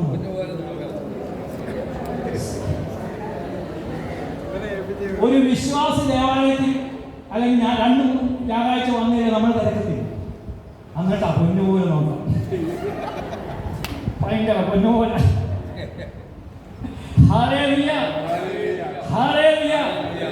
ഈ പൊന്നുപോലെ നോക്കുന്നത് എങ്ങനെ? ലൂക്കാസ് സുവിശേഷം 10:33 നല്ല സമരിയാക്കാരന്റെ പ്രത്യേകതകൾ നമുക്ക് കാണണം. എന്നാൽ ഒരു സമരിയാക്കാരൻ എന്നാൽ ഒരു സമരിയാക്കാരൻ യാത്രാമധ്യേ അവൻ കിടന്ന സ്ഥലത്ത് വന്നു. നിന്റെ ജീവിതത്തിന്റെ വേദനിക്കുന്ന സ്ഥലത്ത്, ശൈലിമാരുണ്ടാകാതിരിക്കണമെങ്കിൽ ആ വേദനിക്കുന്ന സ്ഥലത്ത് ദൈവജനം എത്തണം. അല്ലാണ്ട് ഭഗവാന്റെയും സഭയുടെയും വൈദികന്റെയും കുറ്റം പറഞ്ഞിട്ട് കാര്യമില്ല. ദൈവജനമാണ് സഭ. ദൈവജനമാണ് ഞാനും നിങ്ങളുമാണ് സഭ. ദൈവജനമില്ലെങ്കിൽ സഭയില്ല. ഉണ്ടോ? കത്തോലിക്ക സഭയിൽ 7000-ഓളം ദേവാലയങ്ങൾ ഇന്ന് അടച്ചിട്ടിരിക്കുക. 2000 ദേവാലയങ്ങളിൽ ലണ്ടനിലുണ്ട്. അതൊക്കെ ഇന്ന് ബാറാ. അറിയാമോ? പ്രിയ സഹോദരൻ, ഈ അവസ്ഥയാ. ദൈവജനം ഉണ്ടെങ്കിലേ സഭയുള്ളൂ. അപ്പൊ ഇവിടെ ദൈവത്തിന്റെ വചനം പറയുകയാണ്, അവനെ കണ്ടു. എന്താണ് അവനെ കണ്ട് എന്ന് പറഞ്ഞു? ആദ്യം അടുത്തിരിക്കുന്ന വ്യക്തി ഒന്ന് കണ്ട് ഒന്ന് നോക്കിയിട്ട് പറ, കണ്ണുണ്ടായ പോലെ കാണണമെന്ന് ഒന്ന് കാണാൻ പഠിച്ചു. ആർക്കും ആരെയും കാണാനൊന്നും സമയമില്ല. മക്കളുടെ മുറിയിലിരുന്ന് തോണ്ടിക്കൊണ്ടിരിക്കുന്നു, അമ്മയുടെ മുറിയിലിരുന്ന് തോണ്ടിക്കൊണ്ടിരിക്കുന്നു, അപ്പൻ്റെ മുറിയിലിരുന്ന് തോണ്ടിക്കൊണ്ടിരിക്കുന്നു. ആർക്കും ആരെയും കാണാൻ സമയമില്ല. കാണുക എന്ന് പറഞ്ഞാൽ അറിയുക എന്നതാണ്. ബിജുവിനെ ഞാൻ കാണുക എന്ന് പറഞ്ഞാൽ ബിജുവിൻ്റെ പ്രയാസങ്ങളെല്ലാം ഞാൻ അറിയുക എന്നതാണ്. ഭർത്താവിൻ്റെ വേദനകൾ അറിയുന്നവരുടെ പേരാണ് ഭാര്യ, ഭാര്യയുടെ വേദന അറിയുന്നവരുടെ പേരാണ് ഭർത്താവ്, അറിയുന്നവന്റെ പേരാണ്. അമ്മച്ചിയെ കാണുമെന്ന് പറഞ്ഞാൽ അമ്മച്ചിയെ ഞാൻ മനസ്സിലാക്കി എന്നുള്ളതാണ്. അവരുടെ വേദന മനസ്സിലാക്കുന്നതിന്റെ പേരാണ് കാണുക എന്ന് പറയുന്നത്. പെണ്ണ് കാണാൻ പോകുന്ന പറയുന്നത് കേട്ടുണ്ടോ? പെണ്ണ് കാണാൻ പോകുമ്പോഴേ ചെറുക്കൻ്റെ പെങ്ങന്മാരെ കൊണ്ടുപോകും. എന്തിനാ? ഈ പെണ്ണിന് ചട്ടുണ്ടോ, മൊട്ടുണ്ടോ, പൊങ്കണ്ണിയാണോ, പല്ല് പൊങ്ങിയതാണോ എന്നൊക്കെ പെണ്ണുങ്ങൾക്ക് നല്ലവണ്ണം കണ്ട. പെണ്ണുങ്ങൾക്കില്ലേ പെണ്ണുങ്ങളെ, സ്ത്രീക്കില്ലേ സ്ത്രീയെ എന്ന് പറഞ്ഞാൽ കാണുക എന്ന് പറഞ്ഞാൽ അറിയുക എന്നാണ്. അപ്പൊ അവനെ കണ്ടു. അപ്പൊ നല്ലവനാകണമെങ്കിൽ ആദ്യം കാണാൻ പഠിക്കണം. ഇടവക ജനം കാണാൻ പഠിക്കണം. ഈശ്വരശിയായി സ്തുതിയായിരിക്കട്ടെ എന്ന് പറയുമ്പോൾ അടുത്തിരിക്കുന്ന വ്യക്തി വന്ന് സമാധാനം കൊടുക്കും. നമ്മളിങ്ങനെ സമാധാനം കൊടുക്കും. ഹൃദയത്തിൻ്റെ ഉള്ള സമാധാനമാണ്. ഈ സമാധാനം കൊടുത്തിട്ട് ഇന്ന വ്യക്തി പള്ളി വന്ന് ചോദിച്ചു പറഞ്ഞു, ഞാൻ കണ്ടിരുന്നു. ആ വ്യക്തി എന്നോട് പറഞ്ഞു, ഞാൻ അവനാണ് സമാധാനം കൊടുത്തിരുന്നത്. ഇവൻ ആരെ നോക്കിക്കൊണ്ടാ സമാധാനം കൊടുത്തത്? സത്യമായിട്ട് നടന്ന കാര്യമാണ്. ആർക്കും ആരെയും നോക്കാൻ സമയമില്ല. ഈ സുവിശേഷം എന്ന് പറഞ്ഞാൽ ആദ്യം എന്താ? മറ്റുള്ളവരെ കാണാൻ പഠിക്കും. കാണാൻ പഠിച്ചു കഴിഞ്ഞാൽ അതാണ് ഗ്ലോറി ഓഫ് ദി ഗോസ്പൽ. സുവിശേഷത്തിന്റെ സന്തോഷത്തിൽ ഫ്രാൻസിസ് മാർപ്പാപ്പ പറയുകയാണ്, ഇന്ന് മനുഷ്യനെ കാണാൻ പഠിക്കാത്തതാണ് ഏറ്റവും വലിയ അപകടം. ഈ ആത്മഹത്യകൾ, ദുരന്തങ്ങൾ എല്ലാം ഉണ്ടാകുന്നത് കാണാൻ കഴിയുന്നില്ല. അവനെ കണ്ടു കഴിഞ്ഞപ്പോൾ എന്തുണ്ടായി? മനസ്സലിഞ്ഞ്. കണ്ടു കഴിഞ്ഞപ്പോൾ എന്തുണ്ടായി? ഈ മനസ്സലിഞ്ഞെന്ന് പറഞ്ഞാൽ എന്താ? മനുഷ്യൻ എന്ന് പറഞ്ഞാൽ മനസ്സുള്ളവനാണ് മനുഷ്യൻ. ഇന്ന് മനുഷ്യനിൽ മനസ്സില്ല. മനസ്സ് അലിയണമെങ്കിൽ എന്ത് വേണം? മനസ്സ് വേണം. എന്ത് വേണം? മനസ്സ് വേണം. മനസ്സില്ലെങ്കിൽ എന്താ? നമ്മളൊക്കെ ഈ മലയാളത്തിൽ വീടിനെ ഭവനം എന്നാണ് പറയുന്നത്. എന്താണ് ഈ ഭവനം എന്ന് പറഞ്ഞ ഹൈന്ദവ ആചാരപ്രകാരമാണ് ഈ ഭവനം എന്ന വാക്ക്. ഭവനം എന്ന് പറഞ്ഞാൽ ഭഗവാൻ വസിക്കുന്ന ഇടം. എന്താണ്? ഭഗവാൻ, ദൈവം വസിക്കുന്ന ഇടം. അപ്പൊ ഭഗവാൻ വസിക്കുന്ന ഇടത്തിലെ ഭാ വെട്ടിക്കഴിഞ്ഞാൽ എന്നാ? ഇന്ന് കേരളത്തിൽ വനമേ ഉള്ളൂ. വനത്തിന്റെ പ്രത്യേകത എന്താ? ഒരാൾ കൊല്ലുക, ഭാര്യയെ ഭർത്താവ് കൊല്ലുക, ഭർത്താവിനെ ഭാര്യ കൊല്ലുക, മക്കള് 5-6 പേരെ കൊല്ലുക. ഇങ്ങനെ കൊലപാതകം നടക്കുക. ഭവനത്തിലെ വനം പോയി, വനമായി മാറി. കണ്ടോ? വനമായി മാറി. ആത്മീയം നഷ്ടപ്പെട്ടു കഴിഞ്ഞാൽ ഭവനം വനമാവും, ബന്ധങ്ങളിലാവും. കണ്ടോ? അപ്പൊ ശ്രദ്ധിക്കുക. അവനെ കണ്ടു കഴിഞ്ഞപ്പോൾ എന്തുണ്ടായി? മനസ്സലിഞ്ഞു. കണ്ടോ? മനസ്സലിഞ്ഞപ്പോൾ എന്തുണ്ടായി? അടുത്തു ചെന്നു. അടുപ്പമുണ്ടായി. ബന്ധമുണ്ടായി. ബന്ധമെന്ന വാക്കിന്റെ അർത്ഥമാണ് പർദീസ. ദൈവമായിട്ടുള്ള ബന്ധം നഷ്ടപ്പെട്ടപ്പോൾ, വെയിലാറിയപ്പോൾ ദൈവമായ കർത്താവ് നടക്കാൻ ഇറങ്ങി. സ്നേഹയോടൊപ്പം, അമ്മച്ചിയോടൊപ്പം നടക്കാൻ ഇറങ്ങി. ഒരു ദിവസം ദൈവം നടക്കാൻ ഇറങ്ങിയപ്പോൾ സ്നേഹ സ്ഥലത്തില്ല. സ്ഥലത്തുണ്ട്, പക്ഷേ അവിടെ സീരിയലും സിനിമയും സ്നേഹയുടെ കാര്യമല്ല കണ്ടുകൊണ്ടിരിക്കുന്നു. ജയ ഇല്ലേ? ആ ജയ, ഞാൻ കുഴപ്പമില്ല. ജയ സ്നേഹത്തിൻ്റെ കാര്യമില്ല, ജയ. അപ്പോൾ ജയയെ കാണാനില്ല. അപ്പോൾ ദൈവത്തിന് ആ വീട്ടിൽ കയറാനുള്ളത് പെർമിഷൻ. ബന്ധം നഷ്ടപ്പെട്ടു. ബന്ധം നഷ്ടപ്പെട്ട് കഴിഞ്ഞപ്പോൾ പർദീസയെ നഷ്ടപ്പെട്ടു. ദൈവമായി കർത്താവ് നടക്കാൻ ഇറങ്ങിയപ്പോൾ ആദം കൂടെ ഇല്ല. അപ്പൊ ദൈവം ചോദിച്ചു, ആദം നീ എവിടെ? നീ എവിടെ? അമ്മച്ചി നീ എവിടെ? ആ പ്രാർത്ഥന സമയത്ത് നീ എന്നോടൊപ്പം ഉണ്ടോ? ഇവിടെ ധ്യാനം നടക്കുമ്പോൾ ഇത് കേൾക്കാൻ എത്ര പേര് വന്നു? നീ എവിടെ? ദൈവം ചോദിക്കും. ഹല്ലേലൂയ. അപ്പോൾ ആദ്യത്തെ ഭയം ഉണ്ടായത് എപ്പോഴാ? ഉൽപ്പത്തി 3:10 ആദ്യത്തെ, ബൈബിളിലെ ആദ്യത്തെ ഭയം ഉണ്ടാവും. അപ്പോ 9 ചോദിക്കുക നീ എവിടെയെന്ന് ചോദിച്ചപ്പോൾ ആദം ഉൽപ്പത്തി 3:10 മറുപടി കൊടുക്കുകയാണ്. ഉൽപ്പത്തി 3:10 ആദം എന്താ മറുപടി കൊടുക്കുന്നത്? ആദം മറുപടി പറഞ്ഞു, തോട്ടത്തിൽ അവിടുത്തെ ശബ്ദം കേട്ട് ഞാൻ നഗ്നനായതുകൊണ്ട് ഭയന്ന് ഒളിച്ചതാണ്. എന്താണ് നഗ്നനായതുകൊണ്ട്? എന്തുകൊണ്ട്? ഇതുവരെ നഗ്നത അറിഞ്ഞില്ലയോ? അവന്റെ അർത്ഥം അവന്റെ വിശുദ്ധിയുടെ വസ്ത്രം നഷ്ടപ്പെട്ടു. അവന്റെ ആത്മീയ ജീവിതം നഷ്ടപ്പെട്ടു. ആത്മീയ മനുഷ്യൻ ആത്മീയ ജീവിതം നഷ്ടപ്പെടുമ്പോൾ മക്കളെ ഓർത്ത് ഭയം, ഭർത്താവിനെ ഓർത്ത് ഭയം, ജീവിതത്തിന്റെ ഓരോ കാര്യങ്ങളെ ഓർത്ത് ഭയം. ഭയം ആകുലതയിലേക്ക് നയിക്കും. ഭയം എന്തിലേക്ക് നയിക്കും? ആകുലത ഇല്ലാത്തവരെന്ന് കൈകൊടുക്കും. 2 പേരുണ്ട്, 3 പേരെ കാണും. ആകുലത എന്ന വാക്കിന്റെ അർത്ഥം എന്താ? ആകുലത എന്ന വാക്കിന്റെ അർത്ഥം എന്താ? ആകുമോ? IITs കിട്ടുമോ? മെഡിസിൻ കിട്ടുമോ? ഗൾഫിൽ പോകുമോ? വിവാഹം നടക്കുമോ?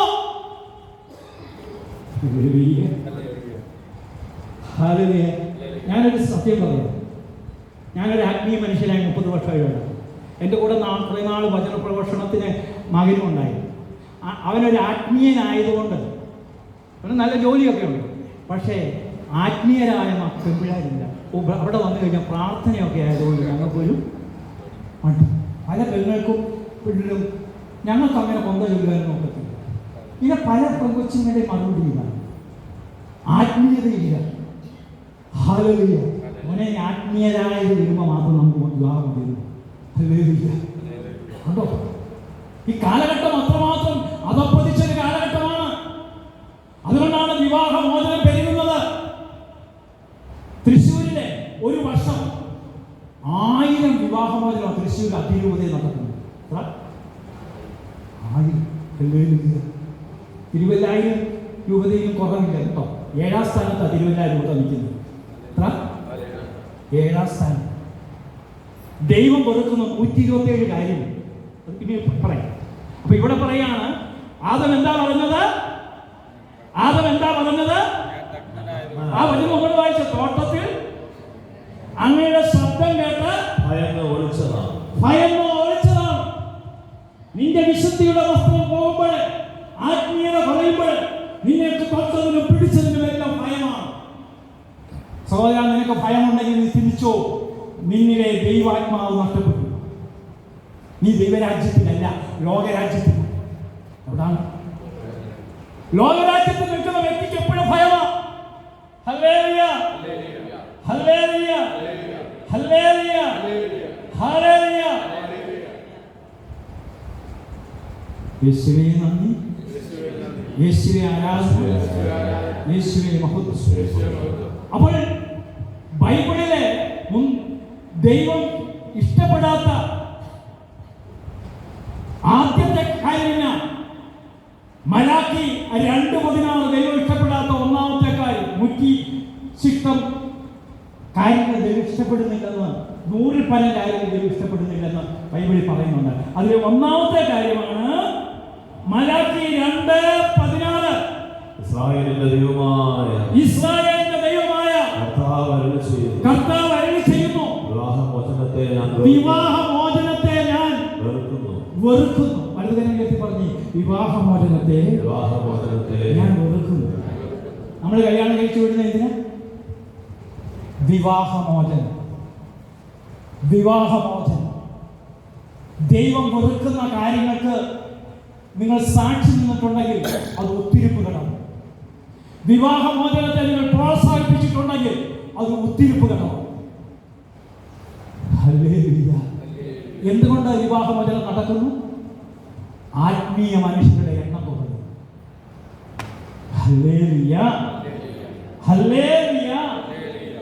അപ്പൊ പ്രിയ സഹോദരങ്ങളെ, അതുകൊണ്ടാണ് ഞാൻ 3:1 പറയാണ്, എന്താ? നീതിമാന്റെ ആത്മാവ് ദൈവകരങ്ങളിലാണ്, ഒരു ഉപദ്രവവും സ്പർശിക്കയില്ല. കാരണം അവൻ ആത്മീയ മനുഷ്യനെ ഉപദ്രവിക്കാൻ ആർക്കും സാധിക്കും. അതുകൊണ്ട് നമുക്ക് ആദ്യം അറിയേണ്ടത്, ആത്മീയ മനുഷ്യനാകണമെങ്കിൽ ഞാൻ നിത്യതയിലേക്ക് കുറിച്ച് ചിന്തിക്കണം. ഹല്ലേലൂയ. എങ്കിലേ നമുക്ക് ദൈവരാജ്യത്തിലേക്ക് പ്രവേശിക്കാൻ നോക്കൂ. ദൈവരാജ്യത്തിൽ പ്രവേശിക്കുന്ന വ്യക്തിക്ക് ദൈവവുമായി ബന്ധപ്പെട്ട് ജീവിക്കാൻ നോക്കൂ. ലോകരാജ്യത്തിൽ ജീവിക്കുന്ന വ്യക്തി ലോകത്തിന്റെ കാര്യങ്ങളാണ് ചിന്തിക്കുന്നത്. Hallelujah, hallelujah, hallelujah, hallelujah. പ്രിയ സഹോദരങ്ങളെ, സഭാപ്രസംഗി 5-ാം അധ്യായം അതിന്റെ 15-ാം വചനം എങ്ങനെയാ പറയുന്നത്? സഭാപ്രസംഗി 5:15.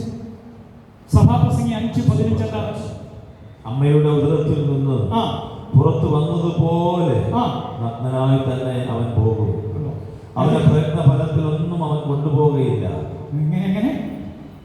അമ്മയുടെ ഉദരത്തിൽ നിന്ന് പുറത്തു വന്നതുപോലെ നഗ്നനായി തന്നെ അവൻ പോകും. അവന്റെ പ്രയത്ന ഫലത്തിലൊന്നും അവൻ കൊണ്ടുപോകും. അത് ആദ്യം മനസ്സിലാവും. ഹല്ലേലൂയ. സഭാപ്രസംഗി 12:6 വേഗവചനം പറയാണ്. എന്താ സഭാപ്രസംഗി 12:6 വേഗവചനം പറയുന്നത്? ശ്രദ്ധിച്ചേ. വെള്ളിച്ചരട് പൊട്ടും, കനകപാത്രങ്ങൾ തകരും, അരുവിയിൽ വെച്ച് കുടം ഉടയും, നീർത്തൊട്ടിയുടെ ചക്രം തകരും, ധൂളി അതിന്റെ ഉറവിടമായ മണ്ണിലേക്ക് മടങ്ങും.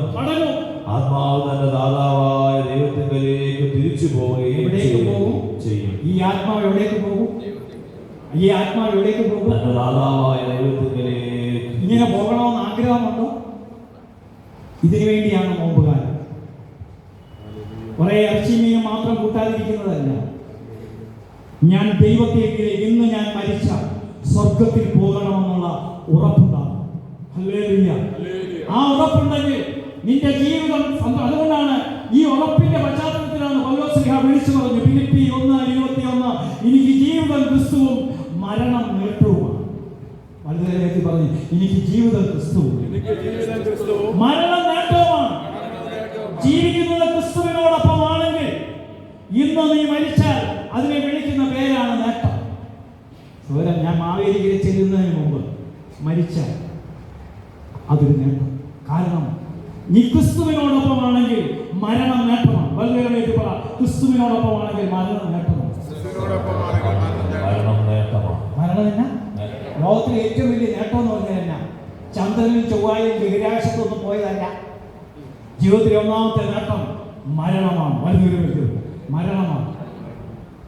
എന്താണ്? മരണമാണ്. അതുകൊണ്ടാണ് അതിന്റെ 23-ാം വചനം പറയാണ്, ഫിലിപ്പി 2:23 പറയാണ്, ഇവ രണ്ടിനും ഇടയിൽ ഞാൻ ഞെരുങ്ങുന്നു, എങ്കിലും എന്റെ ആഗ്രഹം മരിച്ച് ക്രിസ്തുവിനോടുകൂടെ ആയിരിക്കാനാണ്. കാരണം അതാണ് കൂടുതൽ ശ്രേഷ്ഠം. കണ്ടോ? ഞാൻ മരിച്ച് ക്രിസ്തുവിനോടൊപ്പം ആയിരിക്കാനാണ്.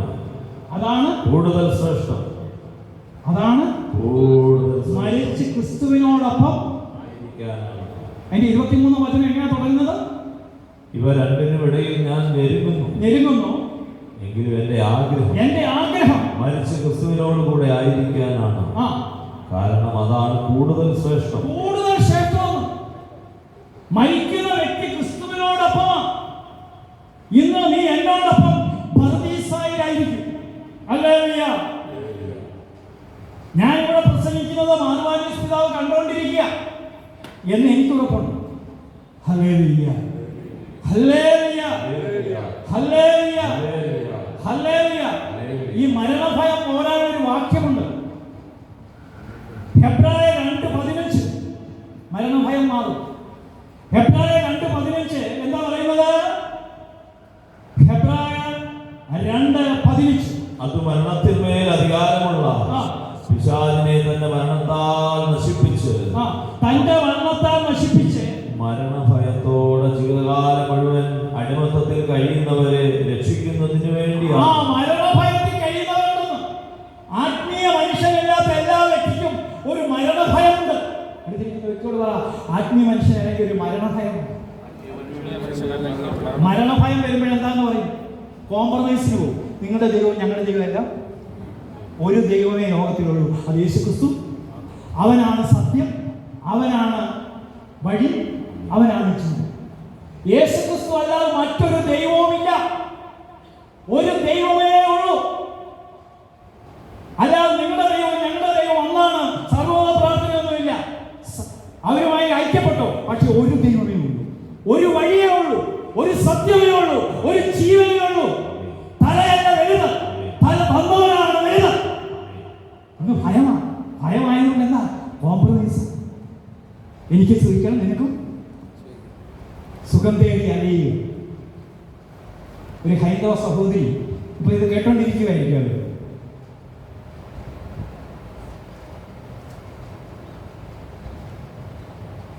അവര് PhD എന്നൊക്കെ എടുത്തത്. അവര് പാടുകയാണ്, സുഖം തേടി അലയുന്ന മനുജാവിന്റെ സുഖമത്ര കാലമെന്ന് പറയാമോ നീ? നിന്റെ സുഖമത്ര കാലമെന്ന് പറയാമോ നീ? ജടിക സുഖങ്ങളിൽ അലഞ്ഞു ഞാൻ നടന്നപ്പോൾ ജഗദീശനാരെന്നറിഞ്ഞില്ലയോ? നിന്റെ ജഗദീശനാരെന്നറിഞ്ഞില്ലയോ? ഇരുൾ മൂടി കിടക്കുന്ന ഹൃദയത്തിനുള്ളിൽ ഒരു ദീപം ഈശോയ്ക്കായി തെളിക്കയില്ലേ? ഒരു ദീപം ഈശോയ്ക്കായി തെളിക്കയില്ലേ? സുഖം തേടി അലയുന്ന മനുജാവിന്റെ സുഖമത്ര കാലമെന്ന് പറയാമോ നീ? പറയാമോ? ഹല്ലേലൂയ. അതുകൊണ്ട് പ്രിയ സഹോദരങ്ങളെ, ഒരാത്മീയ മനുഷ്യനാകാനാണ് ഈ നോമ്പ് കാലം തന്നിരിക്കുന്നത്. അതുകൊണ്ട് ആ വിഷയത്തിലേക്ക് നമ്മൾ വരാൻ പോവുകയാണ്. അതുകൊണ്ട് എന്താണ് പരിശ്രമിക്കേണ്ടത് എന്ന് ആദ്യം പറഞ്ഞു, വിശുദ്ധിക്ക്. രണ്ടാമത് പറഞ്ഞു ആത്മീയതയാണ് വിലയേറിയത്. ആത്മീയതയാണ് മൂന്നാമത്തെ ചോദ്യം, നമ്മുടെ കർത്തവ്യം. നമ്മുടെ കർത്തവ്യം അടുത്തിരിക്കുന്ന മോളാണ് അല്ലേ? അടുത്തിരിക്കുന്ന വ്യക്തിയോട് ചോദിച്ച കർത്തവ്യം എന്നാണ് ചോദിച്ചു. നമ്മുടെ കടമയാണ്. അമ്മേ നമ്മുടെ കടമയാണ്.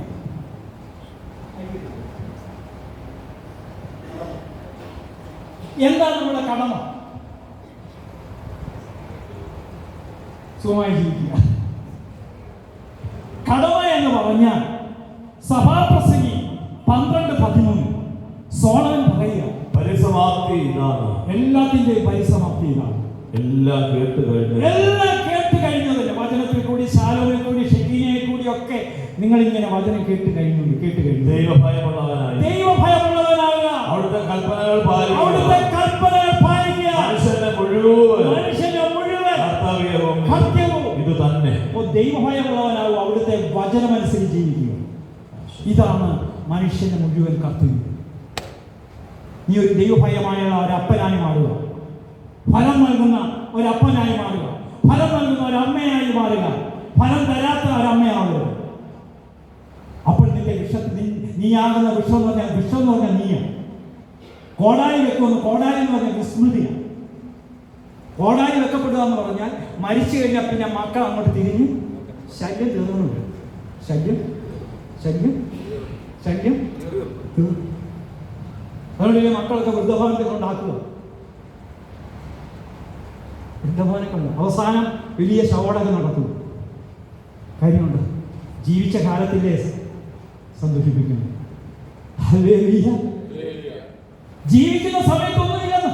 ഒരു ബസ് യാത്രയിൽ, ഒരു പ്രൈവറ്റ് ബസ് യാത്രയിൽ, അപ്പോൾ രണ്ടു പേർക്ക് ഇരിക്കാവുന്ന സീറ്റിൽ ഒരു അമ്മച്ചിയുടെ വായൊക്കെ വെച്ചിരിക്കും. അപ്പോൾ ജയൻ അത്രയും പ്രായം ഒരു ചെറുപ്പക്കാരിൽ അവിടെ കയറി. ജയല്ല കയറിയത്, ജയപ്പോഴുള്ള ഒരാളാണ്. ജയ ഒരു ശകല ഇടങ്ങളുണ്ട് അവിടെ ഇരുന്നു. അപ്പോൾ ഇങ്ങനെ ഞെരിഞ്ഞിരിക്കുന്നു. അടുത്ത യാത്രക്കാർ പറഞ്ഞു, അമ്മച്ചിയോട് പറയണം ആ ബാഗൊക്കെ എടുത്തൊന്ന് മാറ്റാം, നിങ്ങൾക്ക് സുഖമായിട്ടിരിക്കല്ലോ. അപ്പം ഈ ചെറുപ്പക്കാരത്തി പറഞ്ഞു, എൻ്റെ പേര് ഞാനാണോ അമ്മച്ചിയാണോ നേരത്തെ ഇറങ്ങുന്നതെന്ന് അറിയത്തില്ല. ചിലപ്പോൾ 1/2 മണിക്കൂർ അല്ലെങ്കിൽ 3/4 മണിക്കൂർ. അതിൻ്റെ ഇടയ്ക്ക് ഒരു പ്രശ്നം ഉണ്ടാക്കാൻ ഞാൻ ആഗ്രഹിക്കുന്നു. എൻ്റെ അർത്ഥം തന്നെ അമ്മച്ചിയാണോ ഞാനാണോ മുന്നോ പോകുന്നത് എനിക്കറിയത്തില്ല. അതിൻ്റെ ഇടയ്ക്ക് ഒരു പ്രശ്നമുണ്ടോ? എന്നാൽ ഈ കുടുംബജീവൻ എന്ന് പറഞ്ഞാൽ ഇപ്പോൾ 10-50 വർഷമുണ്ട്. അതിൻ്റെ ഇടയ്ക്ക് എന്തിന് എല്ലാ ദിവസവും പ്രശ്നമാണ്, എല്ലാ ദിവസവും വഴക്കാണ്. അങ്ങനെ ഒരു പ്രശ്നം ഉണ്ടാക്കാൻ ഞാൻ ആഗ്രഹിക്കുന്നില്ല. ഇതിൻ്റെയൊക്കെ പേരാണ് ആത്മീയത. ഹല്ലേലൂയ. അല്ലാതെ ഈ കുറെ ഭൂമിയൊക്കെ സ്വന്തമാക്കുന്നില്ല.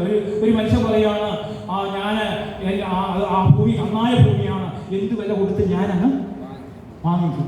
മണ്ണപ്പ പറയുക, ഒരു വിലയെ കൊടുത്താൽ നിന്നെ ഞാൻ വാങ്ങിക്കില്ല. ഒരു വിലയും കൊടുത്താൽ നിന്നെ ഞാൻ വാങ്ങും.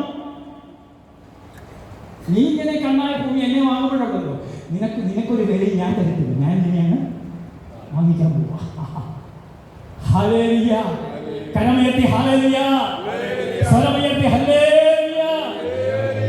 അപ്പൊ പ്രിയ സഹോദരങ്ങളെ, മനുഷ്യന്റെ കർത്തവ്യം എന്താണ്? ദൈവഭയമുള്ളവനാകുക, അവിടുത്തെ കൽപ്പനകൾ പാലിക്കുക. മുഴുവൻ കർത്തവ്യവും തന്നെ. ഇത് വേണമെങ്കിൽ ഞാനൊരു ആത്മീയ മനുഷ്യനായി മാറും. അപ്പോൾ ആദ്യത്തെ മനുഷ്യനാണ് ലൗകിക മനുഷ്യൻ.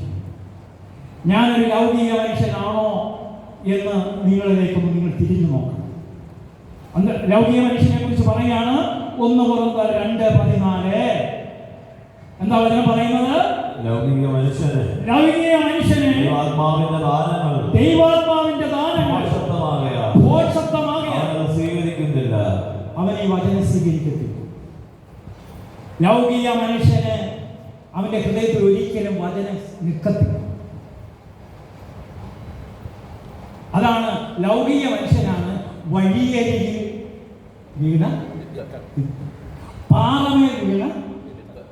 ആരാണ്?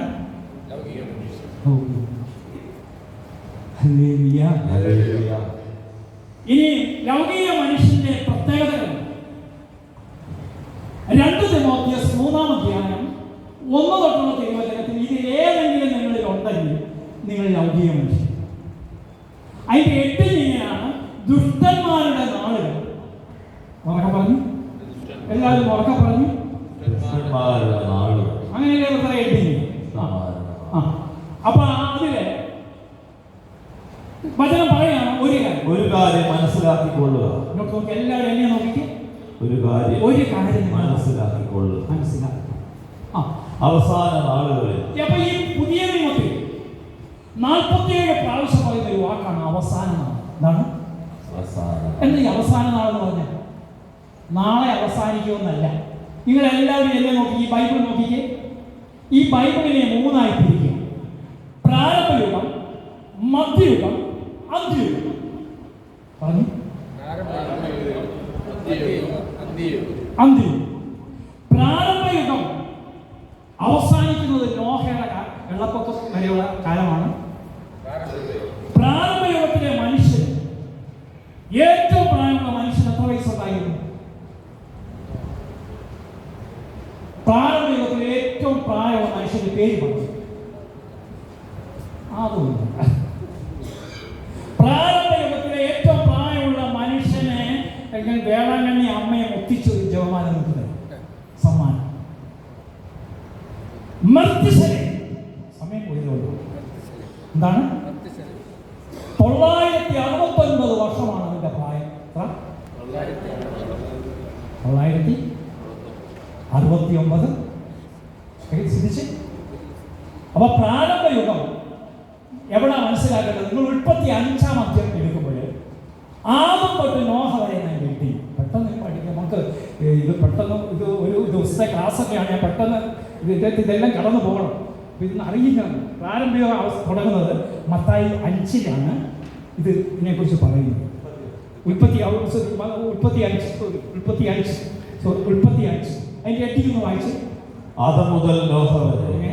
ആദം മുതൽ നോഹ വരെ. ആദത്തിന്റെ വംശാവലി ഗ്രന്ഥമാണിത്. 5-ാം അധ്യായം ആദത്തിന്റെ വംശാവലി ഗ്രന്ഥം. ദൈവം മനുഷ്യനെ തന്റെ സാദൃശ്യത്തിൽ സൃഷ്ടിച്ചു. ദൈവം മനുഷ്യനെ തന്റെ സാദൃശ്യത്തിൽ സൃഷ്ടിച്ചു. സ്ത്രീ പുരുഷനുമായി അവരെ അപ്പൊ സൃഷ്ടിച്ചു. സാദൃശ്യം എന്താ? ദൈവത്തിന്റെ സാദൃശ്യം പരിശുദ്ധിയും ചായ സ്നേഹമാണ്.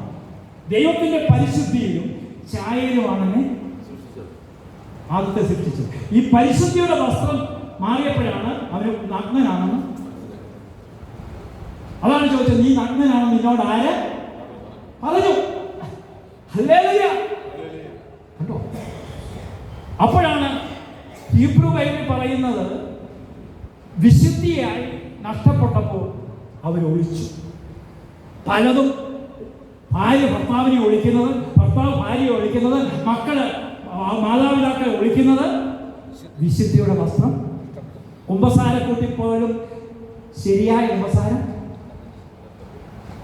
നടക്കാത്തത് വിശുദ്ധിയുടെ. എന്നെക്കുറിച്ച് അച്ഛനുണ്ട്, ഇതൊക്കെയാ ചിന്ത. ഹല്ലേലൂയ. അപ്പൊ ശ്രദ്ധിക്കുക, ഈ വിശുദ്ധിയുടെ വസ്ത്രം നഷ്ടപ്പെട്ട നല്ലൊരു കുമ്പസാരം പോലും നടത്താനൊക്കെ അപ്പോൾ ഇവിടെ വചനം പറയാം. എന്താ വചനം പറയുന്നത്? സ്ത്രീയും പുരുഷനുമായി അവരെ സൃഷ്ടിച്ചു. സ്ത്രീയും പുരുഷനുമായി അവരെ സൃഷ്ടിച്ചു. അവിടുന്ന് അവരെ അനുഗ്രഹിക്കുകയും മനുഷ്യൻ എന്ന് വിളിക്കുകയും ചെയ്തു. കണ്ടോ? സ്ത്രീയും പുരുഷനുമായ അവന്റെ സാദൃശ്യത്തിൽ, അവന്റെ വിശുദ്ധിയിൽ, അവന്റെ സ്നേഹത്തിൽ സൃഷ്ടിച്ചു. സ്ത്രീയും പുരുഷനുമായി സൃഷ്ടിച്ചു. ആദത്തിന് 130 വയസ്സായപ്പോൾ അവന്റെ സാദൃശ്യത്തിൽ ഛായയിൽ ഒരു പുത്രൻ ജനിച്ചു. കണ്ടോ? ദൈവത്തിന്റെ ഛായമാണ് ഇപ്പൊ ആദത്തിന്റെ. ആരുടെ ഛായയായി? മനുഷ്യന്റെ ഛായ. മനുഷ്യന്റെ ഛായ ദൈവത്തിന്റെ ഛായയാക്കാനാണ് അവൻ ബലിയായി തീർന്നത്. അവൻ നമുക്ക് ജ്ഞാനസ്നാനം തന്നത്. മനുഷ്യന്റെ നമ്മൾ മാമോദീസായി കൂടി പഴയ മനുഷ്യനെ ഉരിഞ്ഞു മാറ്റി, പഴയ മനുഷ്യന്റെ അടക്കം ശവടം നടത്തുന്നതിന്റെ പേരാണ് മാമോദീസ്. ഞാൻ പുതിയ മനുഷ്യൻ. ഹല്ലേലൂയ. അപ്പൊ ശ്രദ്ധിച്ചേ. അപ്പൊ ആദത്തിന്റെയും ഹവ്വായുടെ ഛായ എന്നേക്കുമായി എന്നിൽ നിന്ന് നഷ്ടപ്പെടുമ്പോൾ ഞാനൊരു പുതിയ മനുഷ്യനായി. ആ മനുഷ്യനാണ് ആത്മീയ മനുഷ്യൻ. ഹല്ലേലൂയ. അപ്പോൾ അങ്ങനെയുള്ള മനുഷ്യരുടെ പ്രായമാണ് അങ്ങനെ പറഞ്ഞു പോകും. അവസാനം മൃത്യുശലേഖെന്നൊരു മനുഷ്യനുണ്ട്. മൃത്യുശലേഖ് എന്ന് പറഞ്ഞാൽ ഇവന് ശേഷം പ്രളയം. ഇവന് ശേഷം ഇവൻ മരിക്കുന്ന ദിവസമാണ് വെള്ളപ്പൊക്കം. അപ്പൊ ശ്രദ്ധിച്ചേ. അപ്പൊ പ്രാരംഭയുഗം പറഞ്ഞ് മധ്യയുഗം തുടങ്ങുന്ന എപ്പോഴാണ്? നോഹയുടെ കാലം. നോഹ 120 വർഷം വെളിയിൽ ഇറങ്ങി വിളിക്കുക, മക്കളെ മഴ പെയ്യാൻ വരുന്നു, വെള്ളം പൊങ്ങാൻ പോകുന്നു, വരണേ. ബിജി പറഞ്ഞതുപോലെ എല്ലാവരും വരണേ. ആരെങ്കിലും പെട്ടെന്ന് കയറിയോ? പെട്ടെന്ന് കയറാൻ ഒക്കില്ല. കാലാമില്ല, വിഷമിക്കേണ്ട കാര്യമില്ലെന്ന്. മഴ വരാൻ പോകുന്നു വിളിച്ചു പറയുക. അപ്പോൾ നോഹയാരാണ്? ഉൽപ്പത്തി 6:8 നോഹയെ കുറിച്ച് പറയുകയാണ്. ഉൽപ്പത്തി 6:8. എന്നാൽ നോഹ കർത്താവിന്റെ പ്രീതിക്ക് പാത്രമായി. എന്നാൽ കർത്താവിന്റെ പ്രീതിക്ക് ആര് മാത്രമായി? അപ്പോൾ ഈ മനുഷ്യന്റെ സാദൃശ്യത്തിലായപ്പോൾ എന്ത് സംഭവിച്ചു എന്ന് ഉൽപ്പത്തി 6:1 തൊട്ട് നമ്മൾ വായിക്കുമ്പോൾ മനസ്സിലാവും. അപ്പോൾ എന്താ പറയുന്നത്? മനുഷ്യർ ഭൂമിയിൽ പെരുകാൻ തുടങ്ങുകയും അവർക്ക് പുത്രിമാർ ജനിക്കുകയും ചെയ്ത ചെയ്തപ്പോൾ മനുഷ്യപുത്രിമാർ അഴിവുള്ളവരാണെന്ന് കണ്ട് ദേവപുത്രന്മാർ തങ്ങൾക്ക് ഇഷ്ടപ്പെട്ടവരെല്ലാം ഭാര്യമാരായി സ്വീകരിച്ചു. അപ്പോൾ ദൈവമായ കർത്താവ് പറഞ്ഞു, എന്റെ ചൈതന്യം മനുഷ്യനിൽ എന്നേക്കും നിലനിൽക്കുകയില്ല. അവൻ ജഡമാണ്, അവന്റെ ആയുസ് 120 വർഷമായിരിക്കും. അങ്ങനെ 120 വർഷം മനുഷ്യപ്പെട്ടു. ഇനി 120 വർഷമേ ഉള്ളൂ. അതിൽ കൂടെ ഒന്നും മനുഷ്യനൊന്നും ഇനിയുള്ള കാലത്ത് 120 ഇല്ല. അങ്ങനെ നിശ്ചയപ്പെട്ടു. ഹല്ലേലൂയ. ആ യുഗത്തിന്റെ പേരാണ് മധ്യയുഗം. ഇനിയും മൂന്നാമത്തെ യുഗമാണ് അന്ത്യയുഗം. ഈശോയുടെ ജനനത്തോടു കൂടി അന്ത്യയുഗം ആരംഭിച്ചു. എന്താണ് പുതിയ നിയമം? അന്ത്യം. അതുകൊണ്ടാണ് പുതിയ നിയമത്തിൽ അവസാന നാളുകൾ എന്ന് പറയുന്നത്. ഏത് സമയം? ഇനി ഒരു യുഗമില്ല. അടുത്തിരിക്കുന്ന വ്യക്തിയോട് പറയാം, ഇനി ഒരു യുഗമില്ലെന്ന്. അപ്പോൾ അവസാന നാളുകളിൽ എന്ത് സംഭവിക്കും? 2 തിമോത്തിയോസ്. അത് വായിച്ചെങ്കിൽ മനസ്സിലാക്കത്തുള്ളൂ. 2 തിമോത്തിയോസ് 3-ാം അധ്യായം. പെട്ടെന്ന് ഒരു കാര്യം മനസ്സിലാക്കിക്കൊള്ളുക.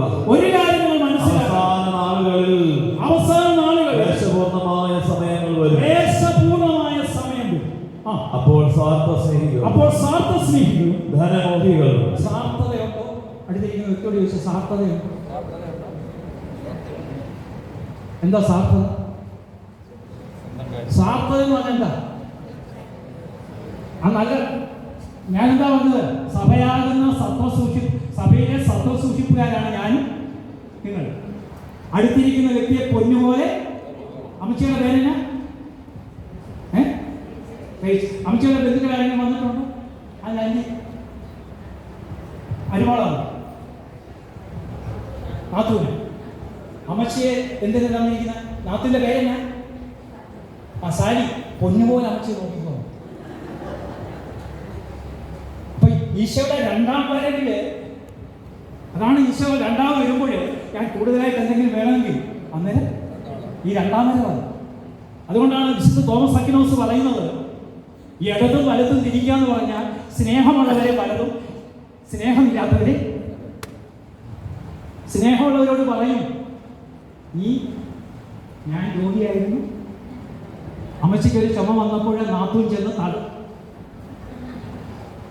പൊന്നുപോലെ നോക്കണം. അതുകൊണ്ടാണ് ആർക്കും ആരെയും നോക്കാൻ സമയമില്ലാത്ത കാലമാണ് ഈ കാലം. അതുകൊണ്ടാണ് അവസാന നാളുകളിൽ സ്വാർത്ഥത. നീ ഇവിടെ ഉണ്ടായിരുന്നെങ്കിൽ എന്റെ സഹോദരൻ ഈ കേരളത്തിൽ, ലോകത്തിൽ മാർപ്പാപ്പ പറയുന്നത് പോലെ 140 കോടി കത്തോലിക്കൽ പങ്കുവയ്ക്കാൻ തയ്യാറുണ്ടെങ്കിൽ ഈ ലോകത്തിൽ ഒരു മനുഷ്യനും ആത്മഹത്യ ചെയ്തു. ഫ്രാൻസിസ് മാർപ്പാപ്പ പറയും. അതുകൊണ്ട് അദ്ദേഹത്തെ ഇപ്പോഴും ഇത്രയും വലിയ രോഗം വന്നിട്ട് വിശ്വസിച്ചേക്ക് പോകും. കാരണം ഇനി അദ്ദേഹത്തെ കൊണ്ട് ആവശ്യമുണ്ട്. കരുണയുടെ മാർപ്പാപ്പ, നീ ഇവിടെ ഉണ്ടായിരുന്നെങ്കിൽ എന്റെ സഹോദരൻ നോമ്പുവാസമൊക്കെ ഉണ്ട്, പക്ഷെ ജീവിതശുദ്ധി ഇല്ല. Hallelujah, hallelujah. പ്രിയ സഹോദരങ്ങളെ, അപ്പൊ അവനെ കണ്ടു, മനസ്സറിഞ്ഞു, അടുത്തിരുന്നു. ഇവനുള്ളതെല്ലാം അവന് കൊടുത്തു, എനിക്കുള്ളതെല്ലാം നിനക്കൂടുള്ളത്. ഇതിന്റെ പേരാണ് സുവിശേഷം. അടുത്തിരിക്കുന്നത് പറഞ്ഞു, എനിക്കുള്ളതെല്ലാം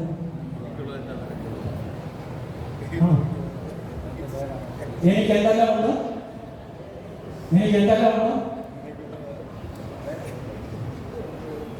താങ്കൾക്കുള്ളതാണ്. ഇതിന്റെ പേരാ സുവിശേഷം. പ്രിയ സഹോദരൻ, അവരനുള്ളതൊക്കെ എനിക്ക് എന്തെല്ലാം ഉണ്ടോ അത് താങ്കൾക്കൂടെ ഉള്ളതാണ്. ഫ്രാൻസിസ് അസീസി ഒരു യാത്രയ്ക്ക് പോയപ്പോൾ അസീസിയുടെ ആശ്രമത്തിൽ ഒരു കള്ളന് 10-30 യുവസന്യാസിമാരുണ്ടായിരുന്നു. അവർ ഈ കള്ളനെ പിടിച്ചു കെട്ടി നല്ല അടി കൊടുത്ത് പറഞ്ഞു. ഫ്രാൻസിസ് വന്ന് പറഞ്ഞപ്പോൾ ഫ്രാൻസിസിനോട് പറഞ്ഞു, ഒരു സംഭവം നടന്നു ഗുരു. എന്താ? ഒരു കള്ളം വന്നു. ഫ്രാൻസിസ് അസീസി കരഞ്ഞുകൊണ്ട് പറഞ്ഞു, സഹോദരൻ കള്ളൻ, ബ്രദർ തീഫ് എന്ന് പറഞ്ഞുകൊണ്ട് 30 കോപ്പ കഴിക്കുക ആഹാരം. ഫ്രാൻസിസ് അസീസി കഴിക്കാതെ കൈയിടാൻ വയ്യ. ഈ 30 കോപ്പയിലും ഈ പ്രദേശത്തിന്റെ കണ്ണുനീരും എന്താ ബ്രദർ ഇവരിറങ്ങി ഈ സഹോദരൻ കള്ളനെ തേടി പോവാ. ബ്രദർ കള്ള, സഹോദരൻ കള്ള, സഹോദരൻ കള്ള.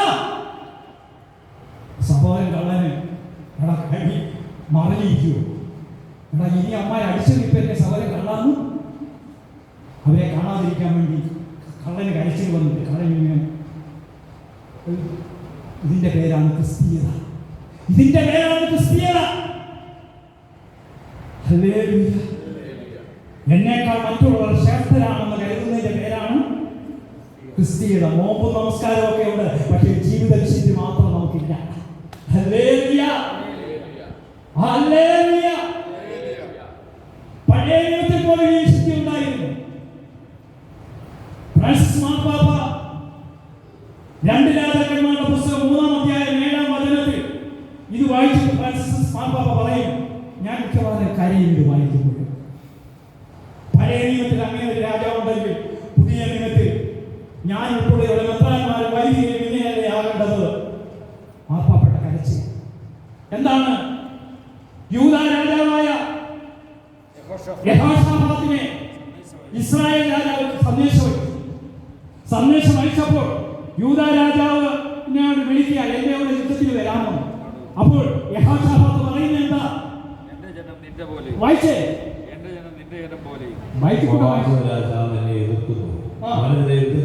എന്നോടൊപ്പം വരുമോ?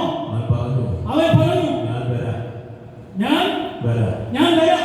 ഞാൻ നിന്നെ പോലെ, എന്റെ ജനം നിന്റെ ജനം പോലെ, എന്റെ കുതിരകൾ നിന്റെ കുതിരകൾ പോലെയുമാണ്.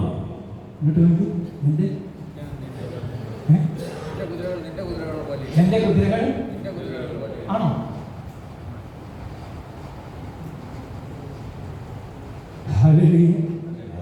താങ്കളുടെ കാറ് അടുത്തിരിക്കുന്ന വ്യക്തിയുടെ കാറ് പോലെയാണ്. പിന്നെ എന്തിനാ ഞാൻ ക്രിസ്ത്യാനിയാണെന്ന് പറയുന്നത്? ഞാനും നീ ഒന്നാണ്. ഞാൻ നിന്നെ പോലെ എന്ന് പറഞ്ഞാൽ എന്തുവാ? നിന്നെ പോലെ നിന്റെ അയൽക്കാരനെ സ്നേഹിക്കാന്ന് പറഞ്ഞാൽ അർത്ഥം ഇല്ല. നീ ഞാനും ഒന്നാണ്. അടുത്തിരിക്കുന്ന വ്യക്തിയോട് പറയാം, നീ ഞാനും ഒന്നാണ്. നിന്റെ വേദന എന്റെ വേദന, നിന്റെ നൊമ്പരം എന്റെ നൊമ്പരം. നിന്റെ പേരാണ് സുവിശേഷം. ഇതിനു വേണ്ടിയുള്ള ആത്മീയതയെ നമ്മൾ ഒരുങ്ങിയിട്ടുണ്ടോ? അപ്പൊ നിന്റെ ജനം എന്റെ ജനം പോലെയും, എന്റെ കുതിരകൾ നിന്റെ കുതിരകൾ പോലെയും.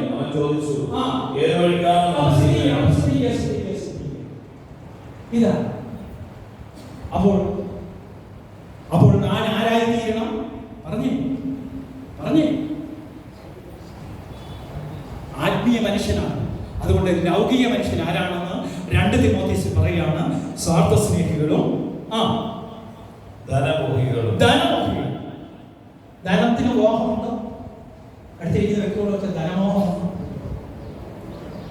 പ്രാർത്ഥിക്കുന്നതിന്റെ ഒട്ടുമിക്ക ഭാഗം ധനമോഹം. ഇന്ന് വചനം, ഇന്ന് പ്രോസ്പെരിറ്റി ഗോസ്പൽ എന്ന് പറഞ്ഞാൽ സമ്പത്തിന് വേണ്ടിയുള്ള സുവിശേഷം. 1000 മന്ത്രം ചൊല്ലിയ, 1000 വചനം എഴുതിയ, പച്ചമണി വെളുത്ത മഞ്ഞമണി കത്തിച്ച, ഇതൊന്നുമല്ല. ഇവിടൊന്നും നീ ആത്മീയ മനുഷ്യനായി മാറത്തില്ല. ആത്മീയതയാണ് സഭയ്ക്ക് വേണ്ടത്.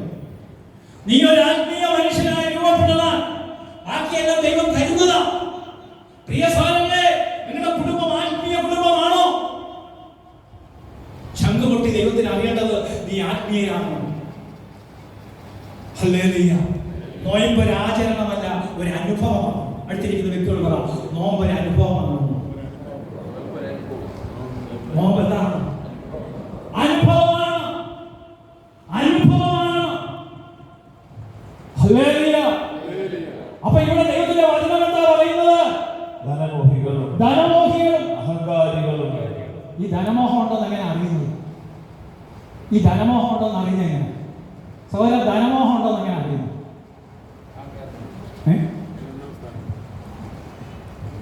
പണത്തിന് മീതെ ഇത് പറയുന്നവനാണ്.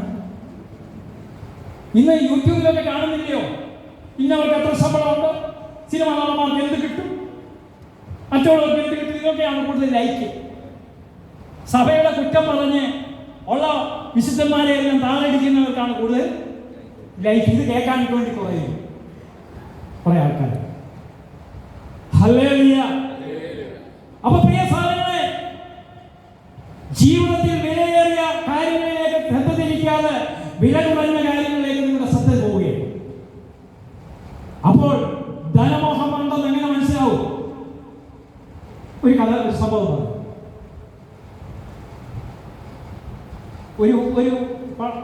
ഒരു സഹോദരൻ പ്രഷർ ചെക്ക് ചെയ്യാനായി 67 ടോക്കൺ. ഈ ടോക്കൺ 67 ആവുന്നതിന് മുമ്പ് പ്രഷർ കൂടിയാലുമായി. അപ്പോൾ ഹോസ്പിറ്റലിൽ അതിനോട് ചേർന്നുള്ള ഹോസ്പിറ്റലായതുകൊണ്ട് ഹോസ്പിറ്റൽ. അപ്പോൾ ഡോക്ടർ ചെല്ലുമ്പോൾ ഇയാൾ ബോധമില്ലാതെ കിടക്കും. ബോധമില്ലാതെ കിടക്കുന്നെങ്കിൽ ഇയാൾ ഇങ്ങനെ പറയുന്നുണ്ട് 10,000 എത്ര? അപ്പോൾ ഡോക്ടർ ഭാര്യ വിളിച്ചിട്ട് ചോദിച്ചു, നിങ്ങളുടെ ഭർത്താവിന് ബോധമില്ലെങ്കിൽ ഇയാൾ 10,000 എന്ന് പറയുന്നുണ്ട്. എൻ്റെ ഡോക്ടർ സാറേ, 32 വർഷത്തിന് മുമ്പ് എനിക്ക് എൻ്റെ പ്രസവത്തിന് മുടങ്ങിയ പണം ഒരു ബന്ധനമാണെങ്കിൽ ചെയ്ത പണം വിളിച്ചു പറയും. കുരിശിന്റെ താഴെ എഴുതിയേക്കും ആലങ്ക അവറാച്ചന്റെ വക. ഈ ഹാള് ഇന്നാളുടെ വക. ഒരു കത്തോലിക്ക സഭയിൽ അത് പാടില്ല. നിന്റെ വലത് കൈ ചെയ്യുന്നത് ഇടത് കൈ അറിയരുത്. വേളാങ്കണ്ണിയില് 1037 പാവങ്ങളെ കൊണ്ടുപോകും. ആരോടും പറഞ്ഞിട്ട് അവരുടെ കയ്യിലാണ് പണം കൊടുക്കുന്നത്. ആരും അറിയരുത്. വലത് കൈ ചെയ്യുന്നത് അറിയരുത്. ഇത് സ്പോൺസറാണ്. എൻ്റെ പ്രിയ സ്ഥലങ്ങൾ, നിങ്ങൾ ആർക്കെങ്കിലും കൊടുത്തവരെ അവരെ ഒരു 1,00,000 കൊടുത്തിട്ട് നിങ്ങൾ അത് ചാനലിൽ പിടിച്ചാൽ ഈ മേടിക്കുന്നവരുടെ മനസ്സിന്റെ സംഘർഷം എത്ര വലുതാണ്. ഏതെങ്കിലും അവതാരം ചെയ്തിട്ട് ഉടനെ അതിങ്ങനെ കാണിക്കുകയാണ്. ഞാനിപ്പോൾ നിൽക്കുന്നത് എവിടാണെന്ന് അറിയാമോ? തളർന്നു കിടക്കുന്ന ഒരു വീട്ടിലാണ്. തളർന്നു കിടക്കുന്ന വീട്ടിൽ ഞാൻ നിന്നുകൊണ്ട് ഇപ്പൊ പറയുകയാണ്, ഈ കൊച്ചിനെ ഞാൻ ഇവരുടെ വീട്ടിൽ ഞാൻ ഇത് എത്ര സഹായം ചെയ്യും. ഇത് പിടിച്ച് ആ കുടുംബം എത്ര അപമാനഭാരത്തിലാണ് നിൽക്കുന്നത്. വലത് കൈ ചെയ്യുന്നത് ഇടത് കൈ അറിയരുത്. ഹല്ലേലൂയ. അപ്പോൾ മറ്റുള്ളവർ ഞാൻ കൊടുക്കുന്നത് അറിയണമെന്ന് ആഗ്രഹിക്കുന്നവരാരാ? ധനമോഹം. കിട്ടിയ അപ്പൊ ധനമോഹികളും അഹങ്കാരി. എന്താ അഹങ്കാരം? അഹംഭാവത്തിൽ നിന്നാണ് അഹങ്കാരം ഉണ്ടാകുന്നത്. ഞാനെന്തോ സംഭവമാണ്. നീ ഒന്നുമല്ല. മരിച്ചു കഴിഞ്ഞാൽ നീ മുഴുവനും കൃമിക്കും അവകാശം. പ്രിയ സ്ഥലം, നീ ഒരു സംഭവമല്ല. 3 സെക്കൻഡ് മതി ഒരു മനുഷ്യൻ മരിക്കാൻ. എത്ര പഠിച്ചിരിക്കുന്ന വ്യക്തികളാണ് 3 സെക്കൻഡ് മതി. അതുകൊണ്ടാണ് സഭ ഇങ്ങനെ പറയുന്നത്, ഈശോ മറിയം യോസേഫ്. ഈശോ മറിയം, ഇത് 3 പേരുടെ കഴിയുമ്പോൾ ആള്.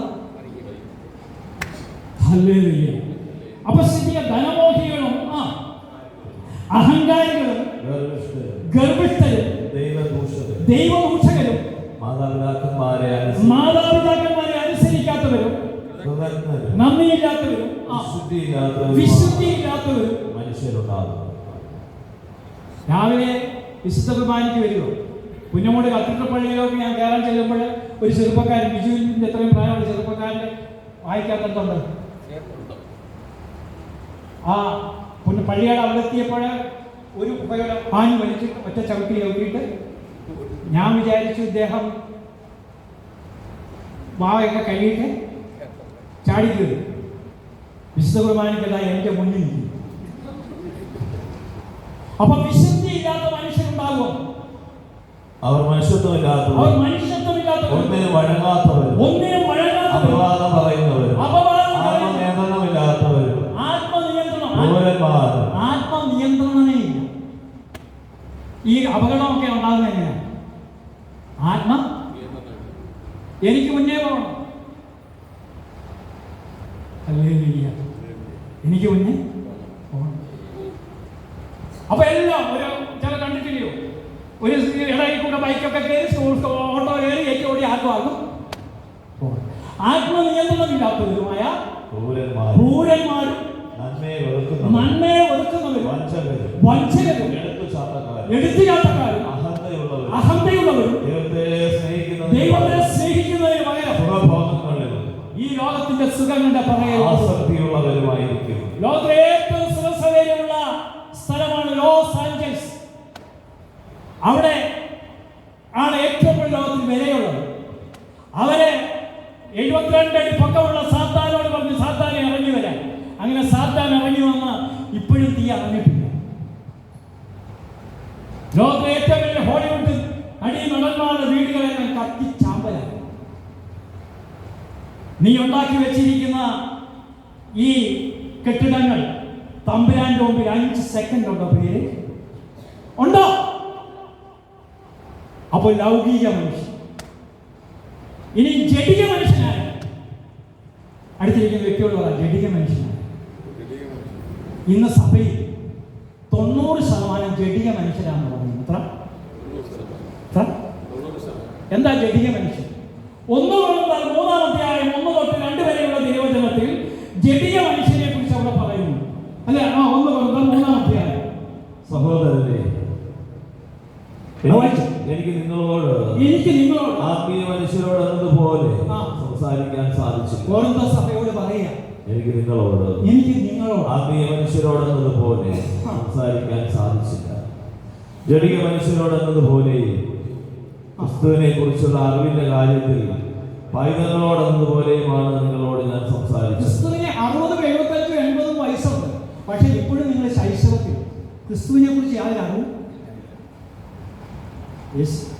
ഞാൻ വേളാങ്കണ്ണി യാത്രയിൽ ഇനി 158ാമത്തെ യാത്രയാകും. അപ്പോൾ എല്ലാവരെയും കൊണ്ട് ബൈബിൾ പറയും. അപ്പോൾ ഒരു സയൻറ്റിസ്റ്റ് വന്നു, ഒരു 66ാമത്തെ യാത്രയിൽ. അദ്ദേഹത്തോട് പറഞ്ഞു, ബൈബിൾ കൊടുത്തിട്ട്, ബൈബിള് ഒരു പഴയ ബൈബിള് ആയിരുന്നു അപ്പുറത്തിരിക്കുന്ന സഹോദരൻ്റെ. അപ്പോൾ ആ സഹോദരൻ്റെ ബൈബിൾ കൊടുത്തിട്ട് അദ്ദേഹത്തോട് പറയാം, വിലാപങ്ങളുടെ പുസ്തകം എടുക്കാൻ പോകും. 5 മിനിറ്റ് നോക്കിയിട്ട് ഇയാൾ വിലാപം ആദ്യത്തെ പേജിൽ എങ്ങനെയോ കീറിപ്പോയ ബൈബിളായിരുന്നു. കുറേ നേരം കഴിഞ്ഞ് കഴിഞ്ഞാൽ പറഞ്ഞു, ഇതുവരെ കിട്ടിയിരുന്നു. എന്നിട്ട് പറഞ്ഞു, ഞാൻ തന്നെ ഒരു വിലാപമല്ലേ, അതുകൊണ്ട് എനിക്ക് വേണം വേണ്ടി തുറന്നു. അപ്പൊ പ്രിയ സാധനങ്ങളെ, അപ്പൊ ഇവിടെ പറയാം, ജഡിക മനുഷ്യനല്ല, ക്രിസ്തുവിനെ കുറിച്ച് യാതൊരു അറിവുമില്ല. യുവജനങ്ങൾക്ക് ക്രിസ്തുവിനെ കുറിച്ച് അറിയണമെന്നില്ല. ക്രിസ്തുവിനെ കുറിച്ചുള്ള അറിവിന്റെ കാര്യത്തിൽ നിങ്ങളോട് ഞാൻ സംസാരിച്ചു. ഗുരുവായ ഭക്ഷണം കഴിക്കാൻ ശക്തരല്ലാതിരുന്നതിനാൽ നിങ്ങൾക്ക് ഞാൻ പാൽ തന്നു. ഇപ്പോഴും കുപ്പിപ്പാൽ കൊണ്ടാ, ഇപ്പോഴും നിങ്ങൾ ആ അവസ്ഥയിലാണ്. ഇപ്പോഴും കുപ്പിപ്പാൽ കുടിച്ചോണ്ടിരിക്കും. എന്നാൽ നിങ്ങൾ ഇപ്പോഴും ജഡിക മനുഷ്യർ തന്നെ. നിങ്ങളുടെ ഇടയിൽ അസൂയയും തർക്കവും നിലനിൽക്കുമ്പോൾ നിങ്ങൾ ജഡീകരും സാധാരണക്കാരുമല്ലേ. അസൂയയും ഞങ്ങളുടെ സഭയാണോ എഴുതുന്നത്, നിങ്ങളുടെ സഭയാണോ എഴുതുന്നത്, വലത്തോട്ടാണോ തിരിയേണ്ടത്, ഇടത്തോട്ടാണോ തിരിയേണ്ടത്, ഞാനാണോ ബാബ, മറ്റവനാണോ ബാബ, ഇങ്ങനെ ചിന്തിക്കുന്ന തർക്കവും അസൂയയും തർക്കവും നിൽക്കുന്ന നിങ്ങള് ജഡികരും സാധാരണക്കാരുമല്ലേ. നിങ്ങൾ നോമ്പ് നോക്കിയാൽ ദൈവം കേൾക്കുമോ? പല ജഡിക മനുഷ്യൻ അസൂയുള്ളത്. അസൂയ ഇല്ലാത്തവരൊന്ന് കൈകൂപ്പിക്കും. ഈശോയെ, എന്നിട്ട് നിങ്ങൾക്ക് അസൂയ ഉണ്ടെന്ന് പറഞ്ഞ് കുമ്പസാരിച്ചിട്ടുണ്ടോ നിങ്ങൾ? അതാ എഴുതിയെടുക്കേണ്ടത്. അപ്പൊ ഈ കുമ്പസാരിക്കുമ്പോൾ നിങ്ങൾ കുമ്പസാരിക്കുമ്പോഴേ വിശുദ്ധ മത്തായിയുടെ സുവിശേഷം 5-ാം അധ്യായം 6, 7 ഒക്കെ വായിക്കണം. അതിനകത്ത് 5:21 വായിച്ചേ. മത്തായി 5:21. മത്തായി 5:21. പെട്ടെന്ന് എടുത്തേ. മത്തായി 5:21. കൊല്ലരുത്. കൊല്ലുന്നവൻ ന്യായവിധിക്ക് അർഹനാകും എന്ന് പൂർവികരോട് പറയപ്പെട്ടതായി നിങ്ങൾ കേട്ടിട്ടുണ്ടല്ലോ. എന്നാൽ ഞാൻ നിങ്ങളോട് പറയുന്നു, സഹോദരനോട് കോപിക്കുന്നവൻ ന്യായവിധിക്ക് അർഹനാകും. മറ്റുള്ളവരോട് കോപിക്കുന്നവൻ കോപമില്ലാത്തവരെന്ന് കുമ്പസാരത്തിൽ ഞാൻ പലപ്പോഴും കോപിക്കും. കുമ്പസാരക്കുട്ടി പറയണം, എങ്കിലേ ശാന്തത ഉണ്ടാവും. ബാക്കിയെല്ലാം കള്ള കുമ്പസാരമാണ്. ഇനി അടുത്തത്, സഹോദരനെ ഭോഷ എന്ന് വിളിക്കുന്നവൻ ന്യായാധിപ സംഘത്തിന്റെ മുമ്പിൽ നിൽക്കേണ്ടി വരും. വിഡ്ഢി എന്ന് വിളിക്കുന്നവനാകട്ടെ നരകാഗ്നിക്ക് ഇരയായിത്തീരും. നീ ഒരു വിഡ്ഢിയാണെന്ന് പറഞ്ഞാൽ ശവടകം നടത്തിയിട്ട് ഇപ്പൊ കിടക്കുന്ന എവിടാ? അപ്പോൾ വെറുക്കുന്ന മനുഷ്യനെ കുറിച്ച് പറയാനുള്ളൂ. Hallelujah, hallelujah, hallelujah. അതാണ് വിശുദ്ധ തോമസ് അക്വീനാസ് പറയുന്നത്, ഇന്ന് ഒരു വ്യക്തി വെറുപ്പോടുകൂടി മരിച്ചാൽ ആ വ്യക്തിയുടെ ആത്മാവ് എവിടെ നിത്യം? ഇവിടെ നല്ല കല്ലറയാ. മാർപ്പാപ്പയെ 5 ലക്ഷം വൈദ്യുതിയിലൂടെ ഒപ്പിച്ച് ഒഴിയാനും രക്ഷപ്പെടത്തില്ല. വെറുപ്പോടുകൂടി. നിങ്ങൾക്കറിയാമോ, മോശ മരിച്ചു. മോശയുടെ ശവത്തിന് വേണ്ടി മിഖായേലിന്റെ അടുക്കൽ സാത്താൻ ചെന്ന് തർക്കിച്ചു. കാരണം എന്താണെന്നറിയാമോ? അവനൊരു ചെറിയ തെറ്റേ ചെയ്തു. എന്താ? പാറയോട് രണ്ടാമത് കൽപ്പിക്കാനാ പറഞ്ഞു. പാറയെ പോയി അടിച്ചു. അതിന്റെ പേരിൽ സാത്താൻ ചത്തു. അപ്പൊ നമ്മുടെ അവസ്ഥയാണ്.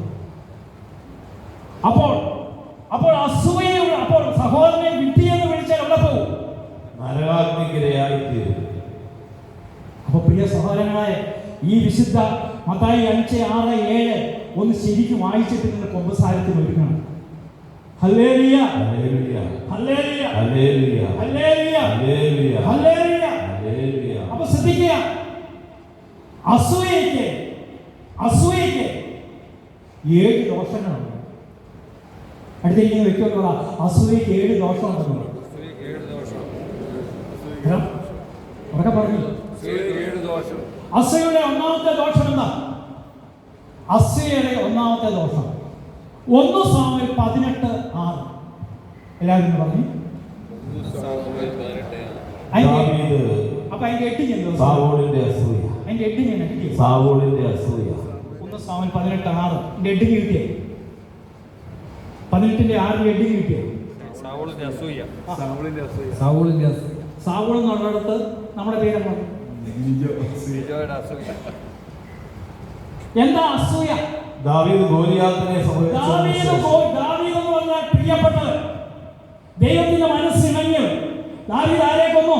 ഗോലിയാത്തിനെ സംഹരിച്ചതിന് ശേഷം. ഗോലിയാത്തിനെ സംഹരിച്ചു. ഗോലിയാത്ത് എന്ന് പറഞ്ഞാൽ ആരാ? തിന്മയുടെ ശക്തി. ഗോലിയാത്തിനെ കൊല്ലാൻ വേണ്ടിയാണ് നോമ്പുകാരൻ. ഈ നോമ്പുകാരൻ വന്നിരിക്കുന്നത് എന്താ?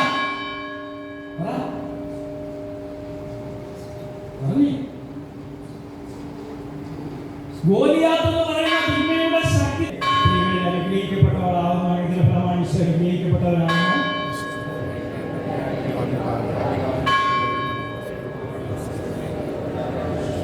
ദൈവകൃപ നിറഞ്ഞ മറിയമേ, സുസ്ഥി കർത്താവ് അങ്ങയോട് കൂടെ, അങ്ങ് സ്ത്രീകളിൽ അനുഗ്രഹിക്കപ്പെട്ടവളാകുന്നു.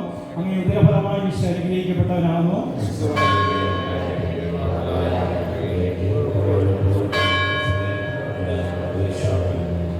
ദൈവകൃപ നിറഞ്ഞ മറിയമേ, സുസ്ഥി കർത്താവ് അങ്ങയോട് കൂടെ, അങ്ങ് സ്ത്രീകളിൽ അനുഗ്രഹിക്കപ്പെട്ടവളാകുന്നു. അങ്ങ് ഉദരഫലമായി അനുഗ്രഹിക്കപ്പെട്ടവനാകുന്നു.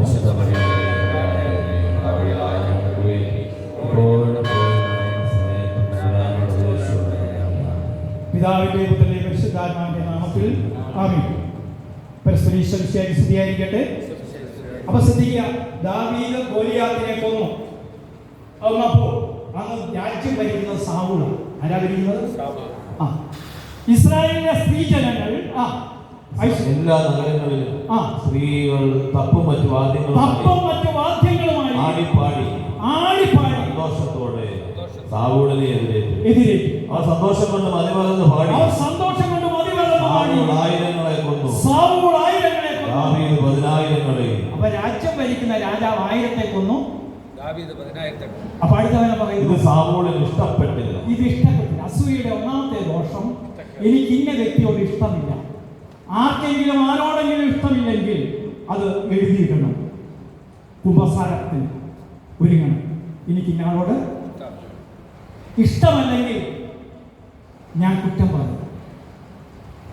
എല്ലാ പരാതികളും ഇഷ്ടമില്ലാത്തത് കൊണ്ടാണ്. അതുകൊണ്ടാണ് ക്രിസ്ത്യാനി എങ്ങനെയാണ് ജീവിക്കേണ്ടത്. അടുത്തിരിക്കുന്ന വ്യക്തിയോട് പറഞ്ഞു, ക്രിസ്ത്യാനി എങ്ങനെയാണ് ജീവിക്കുന്നത്? ഇപ്പൊ അതവിടെ അടയാളം വെച്ചിട്ട് തീത്തോസിലേക്ക് വരിക. അതിന്റെ കലഹങ്ങളിൽ നിന്ന് ഒഴിഞ്ഞിരിപ്പാനും സൗമ്യരായിരിക്കാനും എല്ലാ മനുഷ്യരോടും മര്യാദ പ്രകടിപ്പിക്കും. അപ്പൊ ഈ തീത്തോസ് 3-ാമത്തെ വീട്ടിൽ ചെന്ന് വായിക്കണം. ഇത് വായിച്ചിട്ട് ഞാൻ ആരുടെയെങ്കിലും കുറ്റം പറഞ്ഞിട്ടുണ്ടെങ്കിൽ ആ പേരുകളെല്ലാം എഴുതി വെച്ചിട്ട് കുമ്പസാരക്കുട്ടി അച്ഛനോട് പറയണം.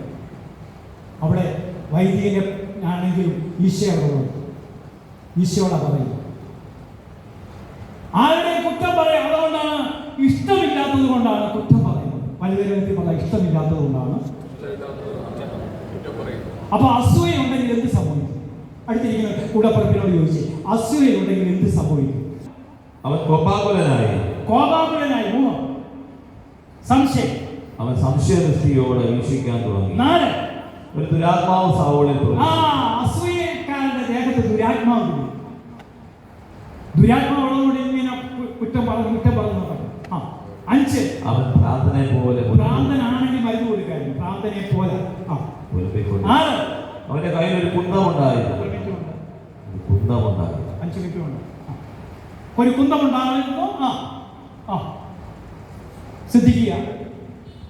അപ്പോൾ കൊല്ലണം. 2-ാം അധ്യായം 15-ാം വചനം. ഈ വചനം മറക്കരുത്. 1 Corinthians 2:15. ആത്മീയ മനുഷ്യൻ എല്ലാ കാര്യങ്ങളും വിവേചിച്ചറിയുന്നു. ഈ നോമ്പുകാലം ഞാനൊരു ആത്മീയ മനുഷ്യനാകുമെന്ന് ഉറപ്പുള്ളവർ കരവേൽപ്പിക്കുക. ആത്മീയ മനുഷ്യൻ എല്ലാ കാര്യങ്ങളും വിവേചിച്ചറിയുന്നു. അവനെ വിധിക്കാൻ ആർക്കും സാധിക്കില്ല. അവനെ വിധിക്കുന്നവൻ പരാജയപ്പെടുത്തുന്നു. 30 വർഷമായിട്ട് ദൈവജനം പറഞ്ഞുകൊണ്ട് നടക്കുക. എന്നെ വിധിക്കാൻ വന്നവരൊക്കെ പരാജയപ്പെട്ടു പോയിരുന്നു. ആത്മീയ മനുഷ്യൻ എല്ലാ കാര്യങ്ങളും വിവേചിച്ചറിയുന്നു. അവനെ വിധിക്കാൻ ആർക്കും സാധിക്കില്ല. കർത്താവിനെ പഠിപ്പിക്കാൻ തക്കവണ്ണം അവിടുത്തെ മനസ്സറിഞ്ഞവൻ ആരുണ്ട്? ഞങ്ങളാകട്ടെ ക്രിസ്തുവിന്റെ മനസ്സ് അറിയുന്നവന്റെ പേരാണ് ആത്മീയം. അടുത്തിരിക്കുന്ന വ്യക്തിയോട് പറ, ക്രിസ്തുവിന്റെ മനസ്സ് അറിയുന്നവന്റെ പേരാണ്. ഈ ആത്മീയ മനുഷ്യനാകണം. പൗലോസ് റോമ 16:19. റോമ 16:19 എന്താണ്? റോമ 16:19 പറയുന്നത്. റോമ 16:19 നിങ്ങളുടെ അനുസരണം എല്ലാവർക്കും അറിവുള്ളതാണ്. അടുത്തിരിക്കുന്ന വ്യക്തിയോട് പറ, നിങ്ങളുടെ അനുസരണം എല്ലാവർക്കും അറിവുള്ളതാണ്. തിരുമല പള്ളിക്കാരുടെ അനുസരണം എല്ലാവർക്കും അറിവുള്ളതാണ്. അനുസരണം ഇന്ന് റോമ സഭയോട് പറഞ്ഞതുപോലെ കേരള സഭയോട് നോക്കി പൗലോസ് ശ്ലീഹായ്ക്ക് പറയാൻ നോക്കുമോ? നിങ്ങളുടെ അനുസരണം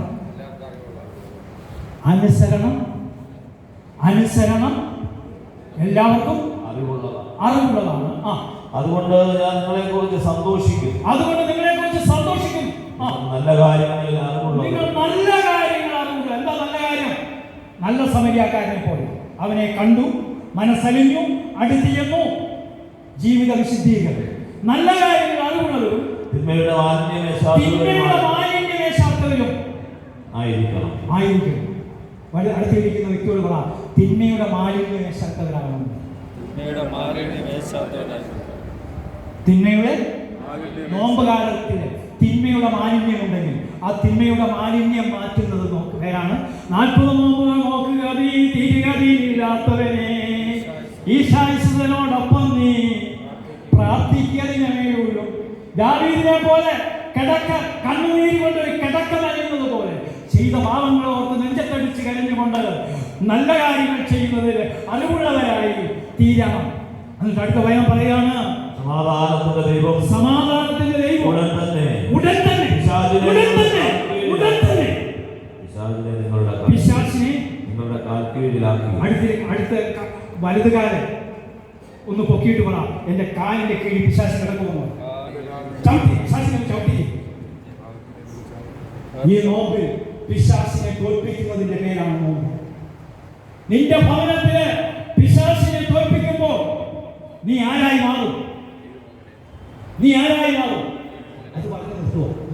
3 യോഹന്നാൻ 1:4 ഇതായി മാറും. ഇത് നിങ്ങളെ കൊണ്ട് പറയിപ്പിച്ചിട്ട് നിർത്തുക. 3 യോഹന്നാന്റെ 3-ാം ലേഖനം 1-4.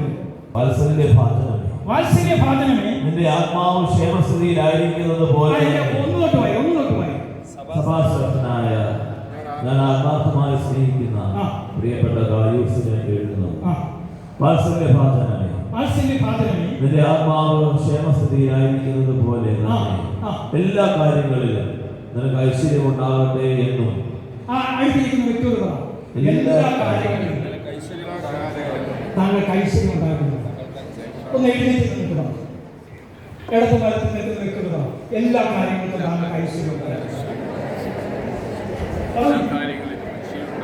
എല്ലാ കാര്യങ്ങളും താങ്കൾക്ക് ഐശ്വര്യം ഉണ്ടാകുകയും ആത്മാവ് എങ്ങനെയായിരിക്കും? ക്ഷേമസ്ഥിതിയിലായിരിക്കും. അടുത്ത കാര്യം പറയും, നീ ആരോഗ്യവാനായിരിക്കട്ടെ എന്ന് ഞാൻ പ്രാർത്ഥിക്കുന്നു. അടുത്തിരിക്കുന്ന മുഖത്ത് നോക്കിക്കോളാം.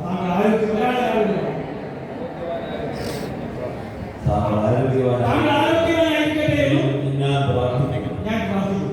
അപ്പൊ ഇപ്പോഴത്തെ ഈ സന്ധ്യാനമസ്കാരം ഇതിനു വേണ്ടിയാണ്. അടുത്തിരിക്കുന്ന വ്യക്തി ആരോഗ്യവാനായി മനസ്സും ശരീരവും ആത്മാവെല്ലാം ആരോഗ്യത്തോടെ ഇരിക്കട്ടെ എന്ന് ഞാൻ പ്രാർത്ഥിക്കുന്നു. സത്യമനുസരിച്ചാണ്